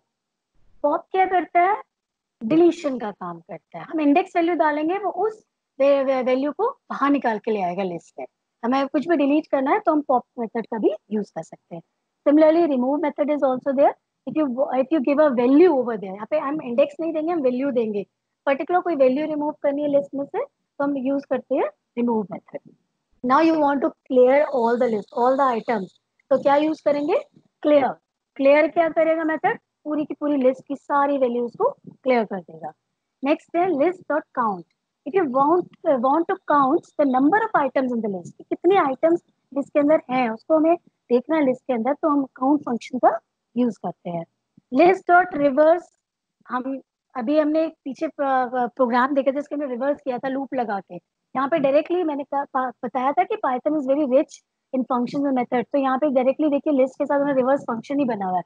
आपको कुछ नहीं करना है, यहाँ पे कोई लूप नहीं लगाना, कोई रिवर्स नहीं करना, सीधे डायरेक्टली रिवर्स फंक्शन लगाइए और आपका सारा का सारा जो लिस्ट के एलिमेंट्स है वो रिवर्स होकर आपको प्रिंटिंग में नजर आ जाएंगे। तो ये, और next is our sort function. अगर सॉर्टिंग करनी है आपको, असेंडिंग और डिसेंडिंग ऑर्डर में अरेंज करना है लिस्ट को, तो हमारे पास जो फंक्शन आता है सॉर्ट फंक्शन। यहाँ पे हम क्या करें, अपडेट कर रहे हैं, हम लिस्ट में अपडेशन करें क्योंकि इट्स म्यूटेबल टाइप, तो हम इसे रन टाइम पे उस पर अपडेट कर सकते हैं, इसकी वैल्यू ऐड कर सकते हैं। तो यहाँ पे हम एक एग्जांपल रन करके दिखाती हूँ आपको। यहाँ पे 100 अपडेट हो गया पोजीशन नंबर 3 पे, क्योंकि हमने इंडेक्स नंबर 0 1 2 3 यहाँ पे 3 पे इंसर्ट हो गया हमारा 100। नेक्स्ट अपेंड, अभी आप देखेंगे अपेंड केस में अपेंड क्या करता है, लिस्ट के एंड में वैल्यू एंटर करता है। कैन सी यहाँ पे 10 जो है लिस्ट की एंड में अपेंड हुआ है। एक्सटेंड में हम नंबर ऑफ लिस्ट पे, एक लिस्ट को भी मैंने बताया था आपको नंबर मल्टीपल वैल्यूज का एंटर करा सकते हैं, यहाँ पे हमने एक लिस्ट को एंटर करवाया है। नाउ यू कैन सी 1 और हाई जो है इसके अंदर एज ए लिस्ट आइटम एक साथ जो है अपेंड एक्सटेंड हो गया है, एंटर हो गया है। नेक्स्ट इज इंसर्ट, हम पोजीशन दे रहे हैं किस वैल्यू कहाँ पे इंसर्ट करना है हमें, और ये 101 हम वैल्यू एंटर करा दें। Let's run it now. See यहाँ पे वैल्यू जो है इंसर्ट हम इस पोजीशन पे करा रहे हैं। देखिए 101 012 012 सेकेंड इंडेक्स पे हमारा जो है 101 एंटर हो गया। तो इस तरीके से हम लिस्ट पे वर्क कर सकते हैं।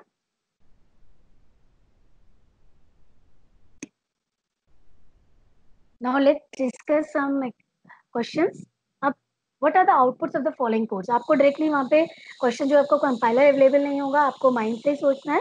इस तरीके के क्वेश्चंस आपको मिल सकते हैं, वहाँ पे एग्जाम में आ सकते हैं। What are the outputs of the following codes? For flower, flower is what? It's just a variable. कुछ भी आप नाम दे सकते हैं, आई whatever. Flower in rose. अब यहाँ एक लिस्ट दी है कि क्या ये फ्लावर जो है the for flower in rose, lotus, marigold. क्या होगा, एक एक करके वर्क करेगा। पहले वो रोज को पिक करेगा, लोटस को पिक करेगा, फिर मैरीगोल्ड को। तो इसके आंसर क्या होना चाहिए, 3 बार आना चाहिए। प्रिंट स्टेटमेंट 3 बार वर्क करेगी। ये फॉर लूप है। I love rose, I love lotus, I love marigold. तो इन ऑपरेटर का हमने यूज करा है। तो एक एक करके लिस्ट आइटम को पिक करेगा। फर्स्ट इंडेक्स 0 चलेगा, फिर 1 चलेगा एंड देन 2 चलेगा। तो इस वजह से इस तरीके से आप देख सकते हैं लिस्ट ऑपरेटर का यूज और फॉर फंक्शन और लिस्ट। नाउ इधर हम देखेंगे, यहाँ पे हमने स्लाइसिंग यूज करी है। यहाँ पे हमने फ्लावर -1 किया, तो ये क्या है -1, ऑफ कोर्स क्या है, ये रिवर्स इंडेक्सिंग है, तो यहाँ से वर्क करेगा। तो इसका आंसर क्या आएगा, आई लव मैरीगोल्ड। सिर्फ हमने -1 यूज करा है, इस वजह सिर्फ यही आएगा, क्योंकि हमने इंडेक्स स्पेसिफाई कर दिया, लिस्ट के अंदर स्लाइसिंग कर दिया। What is the output of following code.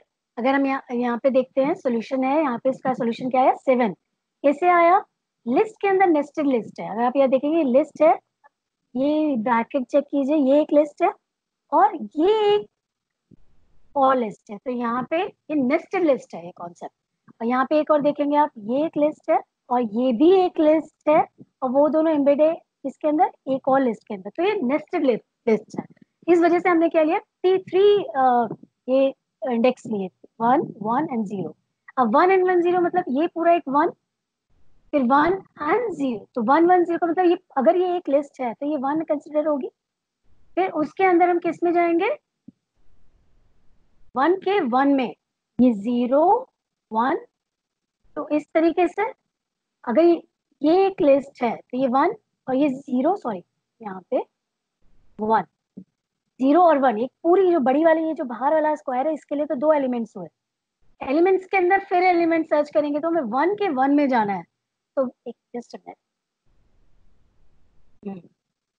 ये जो लिस्ट, ये ब्रैकेट्स आप देखिए, इसके अकॉर्डिंगली ये 0 है और ये 1 है। तो 1 0 का 1 तो हमें इस पार्ट में हमें जाना है, मतलब फिर उसका भी 1, तो उसका 1 क्या हुआ, इस स्क्वायर ब्रैकेट के अंदर देखेंगे हम, तो इसका 0 ये 1, ये वाला पार्ट, ये वाले पार्ट में, और उसके भी 1 में जाना है, तो मतलब सिर्फ ये वाला लिस्ट, और उस लिस्ट के भी अंदर जाना है 0, मतलब ये वाला इंडेक्स। इसलिए इसका आंसर 7 आया। तो आप इसको थोड़ा सा ध्यान से देखिएगा। नेस्टेड लिस्ट में क्या होता है, लिस्ट के अंदर लिस्ट, तो हमें पहले जो आउटर ब्रैकेट है उसको कंसिडर करना है, उसके अंदर 0 एंड 1, जो उसके मतलब इनर है, इनर जो लिस्ट है उसको भी देखना है, फिर उसके वाले इनर लिस्ट को देखना है। तो इस तरीके से हम वैल्यू को रिट्रीव कर सकते हैं। तो आप इसको थोड़ा ध्यान से कीजिएगा इस क्वेश्चन को। नाउ सी, हमने यहाँ पे क्या लिया, एक लिस्ट ली 1 3 5 7 9 वैल्यूज की, उसकी लेंथ निकाली, एन में इसके हमने लेंथ रिट्रीव करी। तो लेंथ क्या आई, 1 2 3 4 5, मतलब एन की वैल्यू 5 है। S0, और हमने यहाँ पे रेंज फंक्शन यूज किया है, आपको भी पहले पढ़ाया था, स्टार्ट स्टॉप स्टेप। तो स्टार्टिंग वैल्यू क्या है हमारी, इंडेक्स क्या है, 1 है, 0 नहीं है, 1 है, ये हमारा इंडेक्स 0 से है। और n क्या है, 5, और ये वर्क कैसे करता है, n-1 तक, मतलब ये 4 तक वर्क करेगा, और ये स्टेपिंग क्या है, 2। तो यहाँ पे हमने क्या किया, उसको ऐड किया। अभी हम यहाँ पे देखेंगे इसका आंसर क्या आ रहा है, मैं सोल्यूशन बता रही हूँ, अभी 10 आ रहा है, तो कैसे आ रहा है, लेट्स सी। 1 से शुरू हुआ तो ये 3 लिया इसने, पिक करा। अब 2 की स्टेपिंग हो गई, एक स्टेप छोड़ देगा ये, तो किस पे आ जाएगा, सीधे 7 पे आ जाएगा। और फिर 2 की जंपिंग है, ये स्टेप है ना 2 का, तो इसके आगे तो कुछ है ही नहीं, तो आगे ये चलेगा नहीं, इट विल नॉट वर्क। तो हमारी दो वैल्यूज हमें जो रिट्रीव हुई वो 3 और 7, और 3 और 7 को अगर आप ऐड करते हैं तो आंसर क्या आता है, 10। तो इस तरीके से भी आपको क्वेश्चंस आ सकते हैं ना। हमने अभी ऑपरेटर्स पढ़े थे, लिस्ट के साथ एस्टेरिस्क ऑपरेटर क्या करता है, रेप्लिकेट करता है, कॉपीज बनाता है, तो हमने यहाँ पे दोनों का यूज किया है। यहाँ पे एक एम्प्टी लिस्ट को 3, यहाँ पे एम्प्टी लिस्ट जो है रेप्लिकेट हो रही है, ठीक है, 3 बार रेप्लिकेट हो रही है। तो उसके बाद हमने क्या किया, एक लिस्ट 1 के अंदर जो लिस्ट है उसके अंदर अपेंड कर दी वैल्यू 9 इंडेक्स 1 पे। तो जो एम्प्टी लिस्ट है वो उसके अंदर क्या वैल्यू आ गई, 9 आ गई। और उसके बाद जब रेप्लिकेशन हुआ तो तीन जो एक लिस्ट के अंदर, ये देखिए बिगर लिस्ट है, उसके अंदर 9 9 9 3 वैल्यूज रेप्लिकेट हो गए। इस तरीके से ये रेप्लिकेशन क्या कर रहा है, कॉपीज बना रहा है, और अपेंड क्या कर रहा है, लिस्ट के अंदर वैल्यू को डाल रहा है, ठीक है। नेक्स्ट है is list with in list. ये एक लिस्ट है इसके अंदर, तो ये हमारा 0 इंडेक्स होगा और ये हमारा 1 होगा। अपेंड 4, अपेंड हमने एक वैल्यू अपेंड करी है, तो अपेंड क्या होगी, इसके बाद एंड हो जाए, इसके बाद एंटर होगा। आपको पता है लिस्ट मतलब सेकंड पोजीशन पे एंट्री होगी 4 की, और इसके बाद हमने एक्सटेंड किया है तो थर्ड पोजीशन पे इसकी एंट्री होनी चाहिए। Let's print it. और अब ऐसे हम प्रिंट करके देखते हैं, तो आप देखिए ये हमारा 4 आ गया, 0 इंडेक्स 1, ये 2 पे आ गया, और ये 3 पे आ गया, ठीक है। तो ये हमने क्या किया, ये हमारा जो होता है, अगर हम इसको नहीं लगाते तो ये हमारा वर्टिकल आता, 0 1 के बाद नीचे आता वैल्यूज। इसको लगाने से हमने कुछ भी एंड जो है इसका एक लाइन में ला सकते हैं, और इसके अंदर हम कोई भी करेक्टर जो भी अगर आप स्पेस रखते हैं तो यहाँ पे स्पेस आ जाता, बट यहाँ पे मैंने स्लैशेस डाल दिए, तो इसके साथ स्लैशेस आ गए। और यहाँ पे हम इस पे लेंथ भी देख रहे हैं, लेंथ कैसे क्या दिया इसने 6, एंड कैसे 6 0 1, यहाँ पे जो पूरी वैल्यूज है आप इसको काउंट करेंगे तो उसकी लेंथ क्या आएगी, इस लिस्ट की एल की 6 आएगी। अपेंड और एक्सटेंड होने के बाद उसकी पूरी लेंथ क्या हो गई, एलिमेंट्स की 6 आ गई। Now we'll discuss about tuple. A tuple is a sequence of immutable Python objects. List is a mutable and tuple is immutable. मतलब you can't change the values. Tuple के अंदर हम values को change नहीं कर सकते, जो अभी हम इस तरीके से हम list में कर रहे थे। Tuples are a sequence just like list. The difference between tuple and list are tuples cannot be changed like list. Similar इसमें लिस्ट में हम स्क्वायर ब्रैकेट यूज कर सकते थे, और यहाँ करते थे, और यहाँ पे हम क्या यूज करेंगे, राउंड ब्रैकेट। टपल्स के अंदर क्या करेंगे, राउंड ब्रैकेट। बिल्कुल सेम होता है, बट हम इसके अंदर राउंड ब्रैकेट यूज करें। इंडेक्सिंग इज ऑल्सो सेम, जैसे स्ट्रिंग में थी, जैसे लिस्ट में थी, इंडेक्सिंग भी सेम वही है, फॉरवर्ड एंड बैकवर्ड। इसी तरीके से हम इसकी वैल्यूज को भी एक्सट्रैक्ट करते हैं। Now tuples are depicted by round brackets. अगर हम सिर्फ खाली वैल्यूज लेते हैं तो एम्प्टी टपल कहलाता है। अगर हमें सिर्फ एक टपल बनानी है विद 1 मेंबर, तो ध्यान रखिएगा जब भी हम कोई टपल बनाते हैं 1 मेंबर, उसके बाद कॉमा जरूर देते हैं। तो ये टपल विद 1 मेंबर टपल है। नेक्स्ट ये टपल विद मल्टीपल मेंबर्स है, अगेन विद सिमिलर वैल्यूज है। Next is tuple with different data values. Now similar to list and string, we can do tuple slicing. Start and stop values वैसे ही होती है जैसे list में होती है। यहाँ पे हम एग्जांपल दे सकते हैं कि हमने टपल क्रिएट किया है 3:4। 3:4 मतलब 0 1 2 3, 3 स्टार्टिंग है, 4 4 -1 मतलब 3 बेसिकली 3 है, क्योंकि ये एक कम चलता है। तो मतलब हम सिर्फ किसको रिट्रीव कर रहे हैं, 3 वैल्यूज को। तो जो आउटपुट आया है वो हमारी single with tuple with 1 member आया है। तो देखेंगे आप जब आउटपुट आएगा तो उसके साथ कॉमा भी नजर आएगा आपको। तो ये जो टपल है वो सिंगल मेंबर टपल है।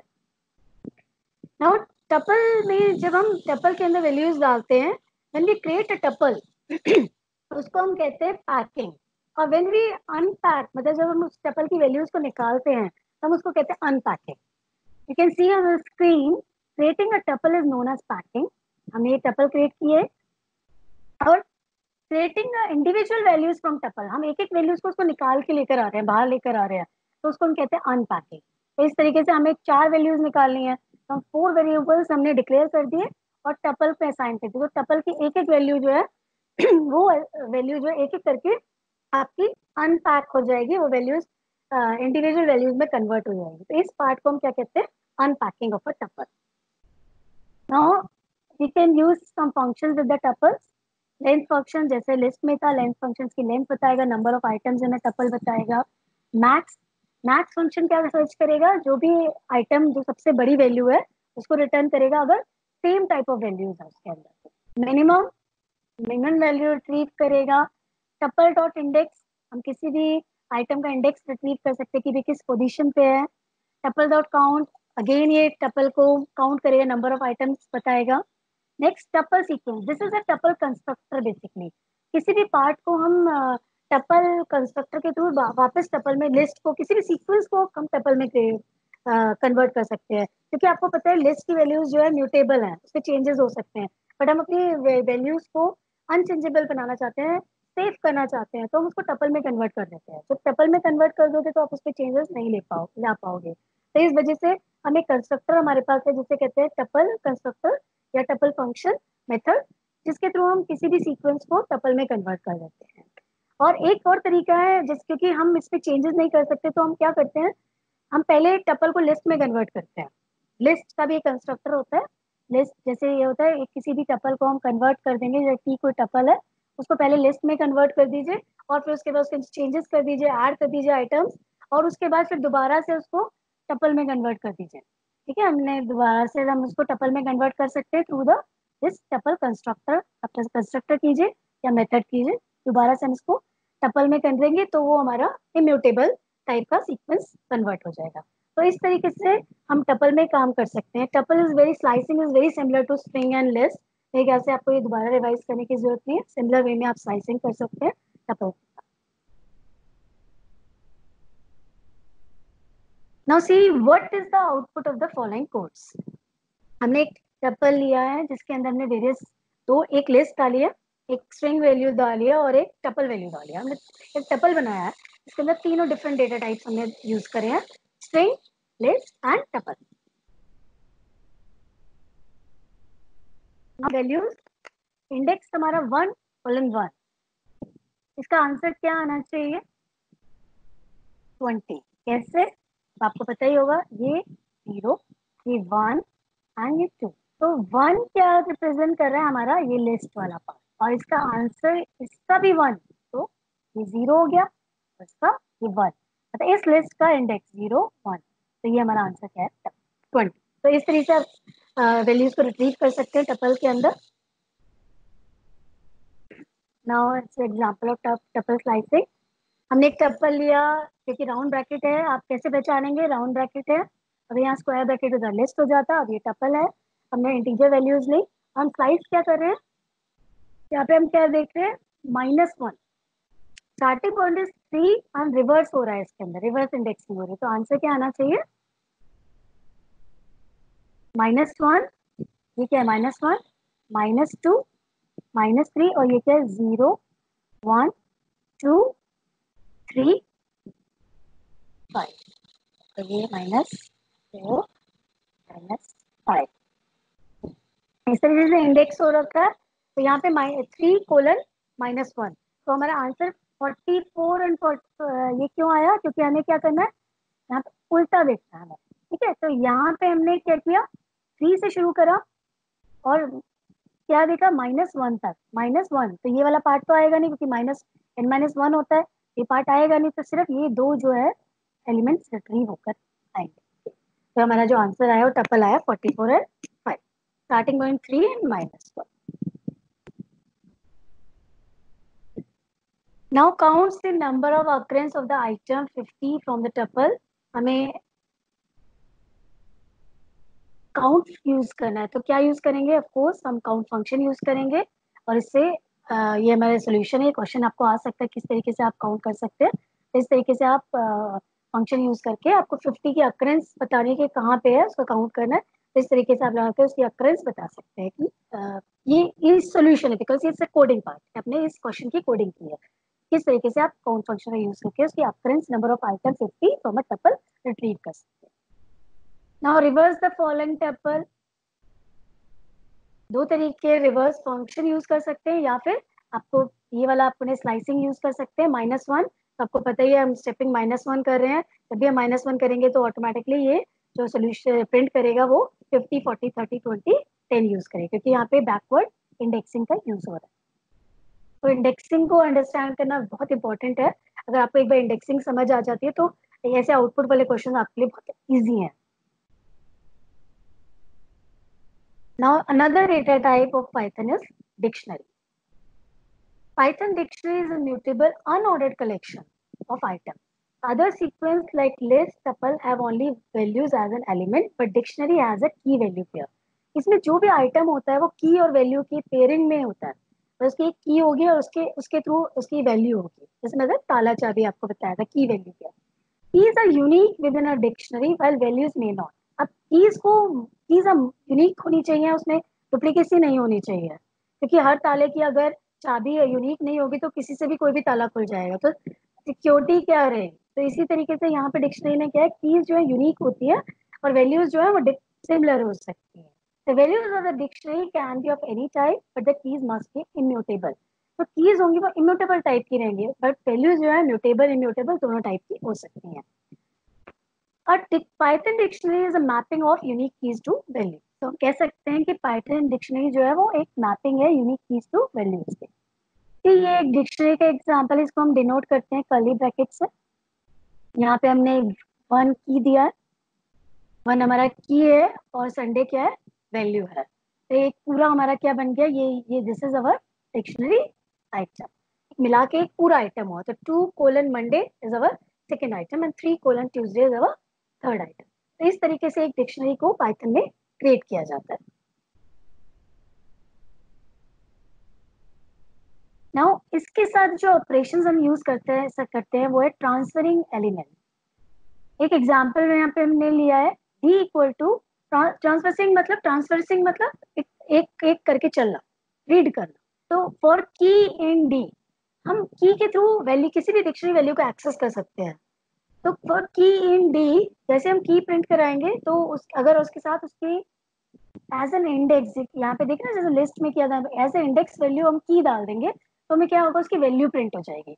यहाँ पे हम 0, 1 डालते थे लिस्ट में, टपल में, स्ट्रिंग में, लेकिन यहाँ पे हम क्या डालते हैं, की वैल्यू डालेंगे। तो की है उसकी वो डालेंगे तो हम उसकी वैल्यू को प्रिंट करवा पाएंगे। तो की क्या है, की is compose of 1 and it's value is red. तो यहाँ पे हमने की भी प्रिंट करवाया और इसकी वैल्यू भी प्रिंट करवाई। तो इस तरीके से हम की एंड वैल्यू प्रिंट करवा सकते हैं। ऑफकोर्स ये आपको समझ ही आ गया होगा, ये इन ऑपरेटर है, एक एक करके चलेगा। तो पहले 1 पिक करेगा, 1 की पिक करेगा और उसकी वैल्यू प्रिंट कराएगा, फिर सेकंड की पिक करेगा, उसकी वैल्यू प्रिंट कराएगा। Now second operation we can perform as adding and updating elements in a dictionary. It is a immutable, it's a mutable type, तो हम इसके अंदर एडिंग और अपडेटिंग भी कर सकते हैं। कैसे करेंगे, डिक्शनरी की के थ्रू हम इसमें वैल्यू को ऐड कर सकते हैं। यहाँ पे हमें डिक्शनरी मार्क्स, जो भी हमने मार्क्स के अंदर वैल्यू डलवानी हमने दे दिया, तो मार्क्स एक की ऐड हो जाए जो है डिक्शनरी के अंदर, उसके अंदर जो मार्क्स होगा उसके साथ उसकी वैल्यू आ जाएगी। इसी तरीके से अपडेट भी हो जाएगा। अगर आपको अपडेट नई वैल्यू डालनी है तो नई वैल्यू भी डाल सकते हैं, और इसी तरीके से आपको अपडेट करना है तो जो ओल्ड वैल्यू है वो रिप्लेस कर देगा। तो इसके अगर कोई पुरानी वैल्यू होती तो उसको रिप्लेस कर देता और इसकी जगह ये नई वैल्यू एंटर हो जाती। Next is our deleting element. Del keyword या डेल स्टेटमेंट के थ्रू भी आप इस डिक्शनरी से की वैल्यू देकर उस एलिमेंट को डिलीट कर सकते हैं, रिमूव कर सकते हैं, या हम पॉप मेथड का भी यूज कर सकते हैं इसमें। तो डी इज अवर डिक्शनरी, तो पॉप 2, तो इस वैल्यू जो पॉप 2 है मतलब हमने की जो है सेकंड की को डिलीट कर दिया, तो आउटपुट हमारा सिर्फ 1 रेडी रह गया। यहाँ देखिए यहाँ 2 था, तो ये ग्रीन जो पार्ट है वो डिलीट हो गया और यहाँ पे सिर्फ क्या रह गया, 1:red। तो यहाँ पे एक ही एलिमेंट रह गया। सिमिलरली आप टेल मेथड के थ्रू भी आप कर सकते थे इसको। Now there are some other functions of dictionaries. Length, of course, it will calculate the length of the dictionary, कितने एलिमेंट्स है, कितनी की वैल्यू पेयर्स हैं हमारे डिक्शनरी के अंदर। clear if you want to clear the dictionary, get key if you want to take out the value of the key. Key क्या है उसके लिए हम use करते हैं get. Items will display key and values both. Keys, only keys, it will retrieve only keys value. जितनी भी keys होती हैं वो retrieve करके लेकर आता है. Values only will show the values. It will only retrieve the values of the dictionary and update. हम एक डिक्शनरी के अपडेट मेथड से दूसरी डिक्शनरी को भी अपडेट कर सकते हैं. कोई डिक्शनरी में अपडेट करना है तो अपडेट मेथड को यूज करके भी हम अपडेट को अपनी डिक्शनरी को अपडेट कर सकते हैं. So let's discuss some questions regarding dictionary. You can see is a dictionary called dict. इसमें हमारा जो की है वो 1 है एंड जो वैल्यू है वो भी स्ट्रिंग टाइप में है 1 है. यहाँ पे की वैल्यू 2 है एंड ये स्ट्रिंग है. इंटीजर लग रहा है but it's a string value because आपने सिंगल कोट्स लगाए. तो इस तरीके से हमें एक डिक्शनरी बनी हुई है. हमने डेल डिक 2 किया तो 2 कौन सा हुआ हमारा 2 इसकी मतलब ये वाला पेयर जो वैल्यू है जो हमारी ये वाली वैल्यू है वो डिलीट हो जाएगी. नेक्स्ट हमने क्या किया यहाँ पे एक वैल्यू डाली 10. 2 पे हमने एक वैल्यू क्या एंटर करी 10. इस पोजीशन पे एक 10 वैल्यू एंटर हो जाए. फिर हमने दोबारा डेल करा. फिर दोबारा 3 पे देखिए यहाँ पे अगर आप सोल्यूशन देख रहे हैं तो यहाँ पे हमने क्या किया 2 पार्ट हमारा डिलीट हो गया. फिर जब हमने दोबारा से ये एंटर किया था तो इसके सीक्वेंस में नहीं आया, उसके बाद एड ऑन हुआ. 4 वही है वैसे का वैसे ही है और फिर एड ऑन हुआ. फिर हमने 3 डिलीट किया तो हमारा जो 0 ये जो थर्ड था ये हमारा डिलीट हो गया. तो इस तरीके से हमने अगर लेंथ प्रिंट करी तो 3 आई और ये जो है इससे हमारी डिक्शनरी की प्रिंटिंग है. You can see on the screen del 2 किया हमारा की वैल्यू से सेकेंड वाली इंडेक्स जो है 2 वाली वैल्यू थी वो रिमूव हो गई. फिर हमने एक और 2 की के साथ इंसर्ट किया तो हमें वैल्यू अपडेट हो गई. हम वैल्यू 10 है बट हमारी जो की है वो 2 है. You can see now we have deleted del 3 तो ये वाला पूरा का पूरा की वैल्यू डिलीट हो गई है और जो हमारे पास डिक्शनरी प्रिंट हुई वो ये वाली डिक्शनरी प्रिंट हो गई. और अगर हम उसकी लेंथ देखेंगे तो 3 is the length of the this dictionary. Now see अगर हमें सिर्फ वैल्यू रिट्रीव करनी है, हम चाहते हैं कि हमारी जो डिक्शनरी है उसके अंदर जो हमने डिक्शनरी बनाई है उसके अंदर सिर्फ वैल्यू रिट्रीव करनी है तो हम सिर्फ क्या फंक्शन देंगे वैल्यू. नाउ अगर आप सोल्यूशन में देखिए यहाँ पे आंसर क्या आया. अगर यहाँ पे नेम ये हमारी की क्या है नेम है और की के string is a immutable data type so we can use it as a key. बस म्यूटेबल डेटा टाइप को कभी यूज नहीं कर सकते. लिस्ट को आप एज ए की डिक्शनरी का नहीं यूज कर सकते बट टपल और स्ट्रिंग को यूज कर सकते बिकॉज दे आर इम्यूटेबल. तो यहाँ पे हमने स्ट्रिंग लिया है. स्ट्रिंग नेम जो है हमारे एज ए की वर्क कर रहा है. Kavya is our value and age is also again a key and 19 is a value. तो यहाँ पे हमने वैल्यूज रिट्रीव करी तो सिर्फ क्या है काव्या 19 वैल्यूज रिट्रीव हुई. नाउ यू सी अगर हमें सिर्फ कीज रिट्रीव करनी है तो आप देखेंगे सिर्फ कीज रिट्रीव हुई है. नाउ आइटम्स रिट्रीव जब हम करते हैं तो दोनों के दोनों as in the list form में ये हमारा ये दोनों जो है दोनों के दोनों कीज और वैल्यूज दोनों रिट्रीव हो जाते हैं. In this way we can manipulate the dictionary. Now, the next topic is, sir, let's take a 5-minute break. Ma'am, already 4:30 Okay. session is over. Ma'am, you have to wind up. Sir, मैं फिर give me 5 minutes. मैं इसको फिर wind up कर देती हूँ sir. हाँ ठीक. Sir, अब जो हम देखेंगे वो लास्ट है sorting techniques. Sorting techniques जो होते हैं basically sorting क्या होता है? It's arranging of elements in a specific order, either in a ascending or descending order. बहुत सारी एल्गोरिदम्स हैं जो सॉर्टिंग के लिए यूज होती हैं बट जो कंप्यूटर साइंस के कोर्स में वो बबल सॉर्ट है और इंसर्शन सॉर्ट है. मैं आपको थोड़ा ब्रीफ में ले जाऊंगी बिकॉज टाइम हमारे पास थोड़ा कम है रनिंग शॉर्ट. तो बबल सॉर्ट क्या करता है जो एडजॉइनिंग वैल्यूज होती है जो एक दूसरे के एडजॉइनिंग वैल्यूज होती है उनको कंपेयर करता है साथ की वैल्यूज को और उसके बाद उसको प्रॉपर ऑर्डर में चेंज करता रहता है. जैसे यहाँ पे हम क्या करते हैं एक वैल्यू को अगर आप स्क्रीन पे देख रहे हैं फर्स्ट पास में क्या किया उसने 5 and 1 है यहाँ पे. तो पहले उसने कंपेयर किया 5 को 1 से. अब 1 इज लेस देन 5 तो वो क्या करेगा उसको उसकी वैल्यूज को शिफ्ट कर देगा. इस तरीके से वो सेकंड पास में 5 और 4 चेक करेगा. नेक्स्ट में 5 and 2 एंड देन 5 and 8. इस तरीके से वो फर्स्ट पास में जितनी भी वैल्यूज उसको मिलती जाएंगी, एक एक बार ट्रावर्स करेगा, एक एक वैल्यू को चेक करेगा, और जितनी भी वैल्यूज उसको मिलती जाएंगी, असेंडिंग ऑर्डर में आप लगा रहे हैं तो इस तरह से चेंज करता जाएगा। फिर सेकंड पास आएगा, फिर थर्ड पास आएगा। सिमिलर वे में एडजेसेंट एलिमेंट्स को डबल सॉर्ट जो शिफ्टिंग करता जाएगा। और इसी तरीके डिसेंडिंग में है तो साइन का क्या फर्क पड़ता है इसमें, ग्रेटर देन, मैं आपको दिखाती हूँ। यहाँ पे ये जो साइन है ये बताएगा कि आप किस ऑर्डर में इसको लगा रहे हैं। Now next is insertion sort. इसके अंदर हम क्या करते हैं, there is a sorted list one element at a time from unsorted list by the inserting the element at its correct position in the sorted list. हम मान के चलते हैं कि जो लिस्ट है ये वाला एलिमेंट, अगर हम इसको माने तो ये दो पार्ट्स में डिवाइड कर देते हैं लिस्ट को, सॉर्टेड एंड अनसॉर्टेड। और ये मान के चलते हैं कि अगर ये सॉर्ट हो गया तो उसको सॉर्टेड लिस्ट में डालते जाएंगे। I show you. जैसे आप कार्ड्स लेते हैं ना, प्लेइंग कार्ड्स लेते हैं हाथ के अंदर, तो उसमें देखते हैं कि ओके ये जो है 2 है, ये 3 है, उसको लेकर ले आते हैं और उस पोजीशन पे सेट करते जाते हैं प्लेइंग कार्ड्स के कंडीशन केस में। तो इसी तरीके से यहाँ पे भी हम करते हैं कि हम पहले देखते हैं, हमने फर्स्ट लूप में लिया कि 12, 11, 13, 5, 6, तो ये एक तरीके से 12 को मान के चलते हैं ये सॉर्टेड है और ये अनसॉर्टेड है। And now we compare these two 12, 11, और पूरा ये कंपेयर करता जाएगा, और जहाँ पे इसकी पोजीशन आएगी, जैसे let us loop for I is equal to 1. Second element of the array, last element of the array is 4. यहाँ पे हमने क्या किया, I equal to 1 since 11 is smaller than 12. ये पोजीशन की बात हो रही है, यहाँ पे इंडेक्स वैल्यू की बात हो रही है, 0, 1, 2, 3, 4, ठीक है। ये 1 और जो 4 है वो इंडेक्स वैल्यूज है बेसिकली। तो 11 is smaller than 12, तो 12 को मूव कर देगा, मूव 12 and insert 11 before 12। अब क्या करेगा, वो 11 को इंसर्ट कर देगा before 12, और इस तरीके से वो वर्क करता जाएगा और इंसर्ट करता जाएगा उठा के, जैसे जैसे मूव ऑन करेगा वो इंसर्ट करेगा। तो ये तरीका होता है हमारा इंसर्ट्स और एल्गोरिथम का। फटाफट हम एक बार क्विक रिव्यू कर लेते हैं, मैं डिटेल में नहीं जाऊंगी। तो इस तरीके के पैटर्न्स पे क्वेश्चंस आते हैं, हम ऑलरेडी डिस्कस कर चुके हैं। Rewrite the following code in the Python after removing all syntax errors. Underline करना होता है, तो आप जो भी एरर्स होते हैं आप उसको ठीक कीजिए पहले, अगर ये एरर है, और उसके बाद अंडरलाइन कीजिए। ये आप लोग थोड़ा सा ध्यान रखिएगा पेपर को अटेम्प्ट करते वक्त, कि पहले ठीक कीजिए फिर उसको अंडरलाइन भी कीजिए। नेक्स्ट यहाँ पे find the error in the Python coding state इस रीजन, ये भी आ सकता है कि क्या एरर है इसके अंदर, बिकॉज क्या एरर है आपको पता है कि इम्यूटेबल है, और यहाँ पे हम इसको क्या कर रहे हैं, अपडेट कर रहे हैं टपल को, तो ये एरर है। तो इस तरीके का एरर आएगा, tuple does not support item assignment, तो आइटम असाइनमेंट को सपोर्ट नहीं करता टपल। नेक्स्ट लिस्ट में हम यहाँ पे हमने क्या किया, एप्लीकेशन लगा रहे हैं, लेकिन किसके साथ लगा रहे हैं, लिस्ट के साथ ही लगा रहे हैं, इंटीजर वैल्यू के साथ नहीं।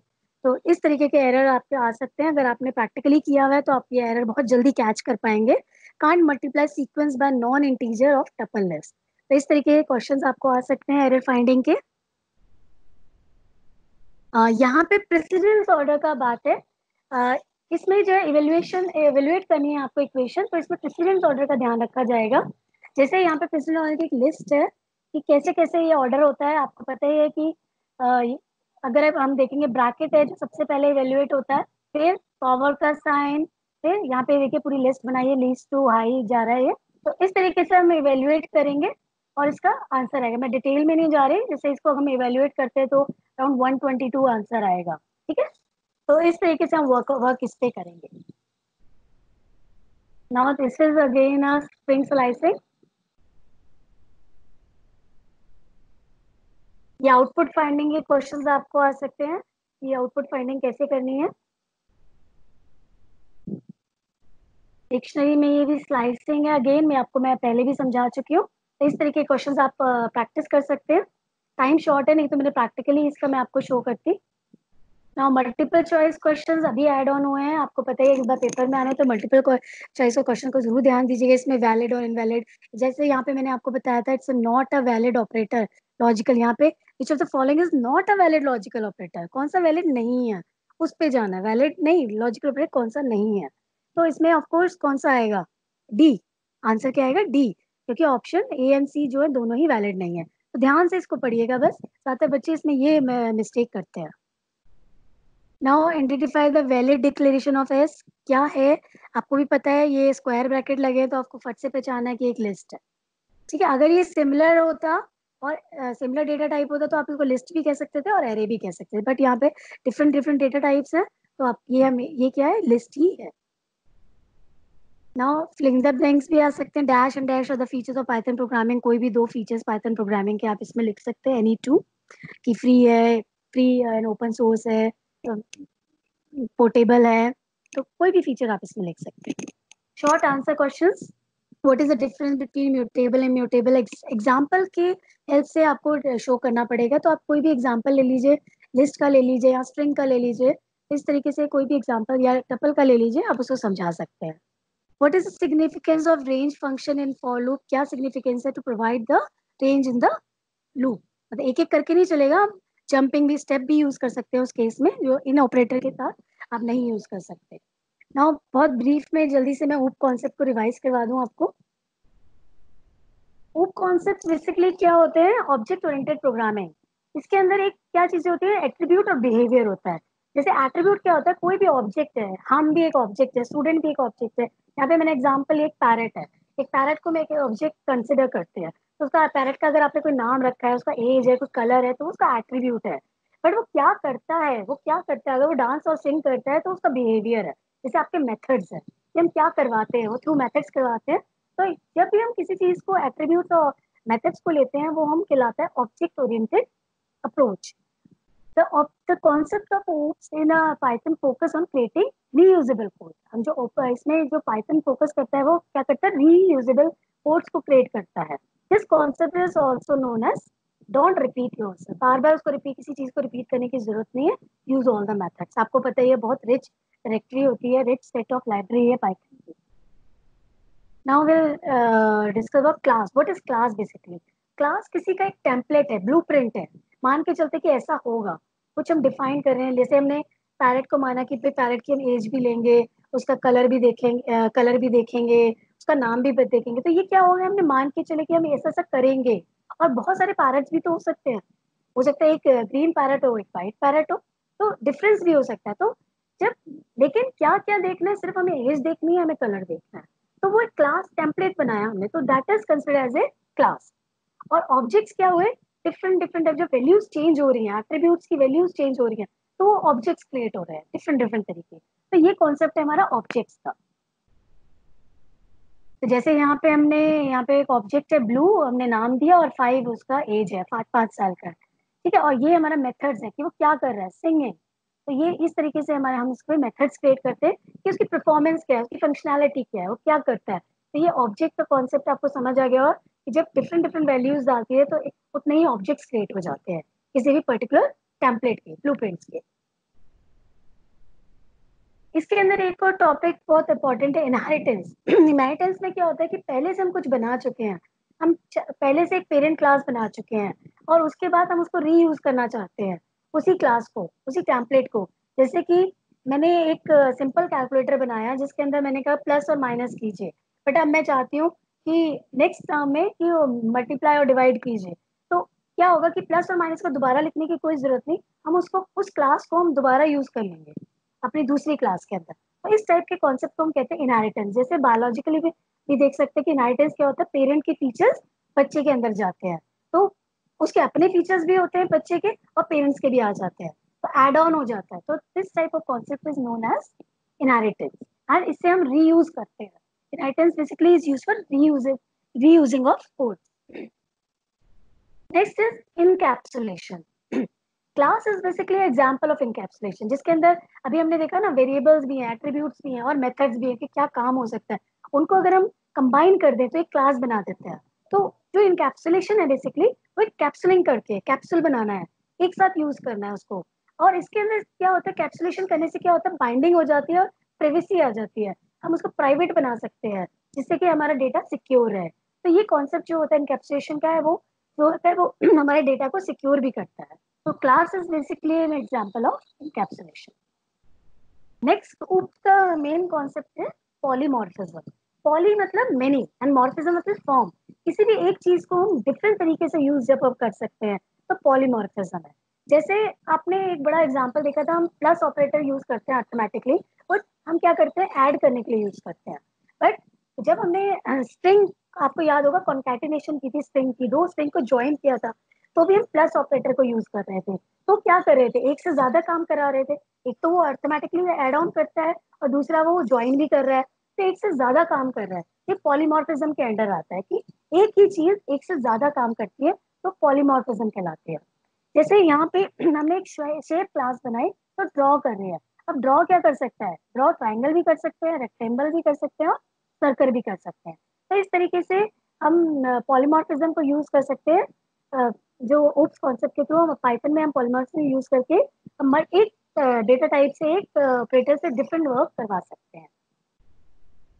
So just you remember the key points of the object-oriented programming. It is very easy to understand and efficient. It makes the program easy to understand and efficient.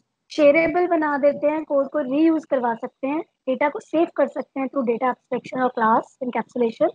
पॉलीफॉर्मिज्म मतलब different forms में हम object को use कर सकते हैं। तो इस तरीके से ये हमारे कॉन्सेप्ट्स हैं object oriented programming. So that's all for this class today. Hope you'll do good in the examination. Thank you.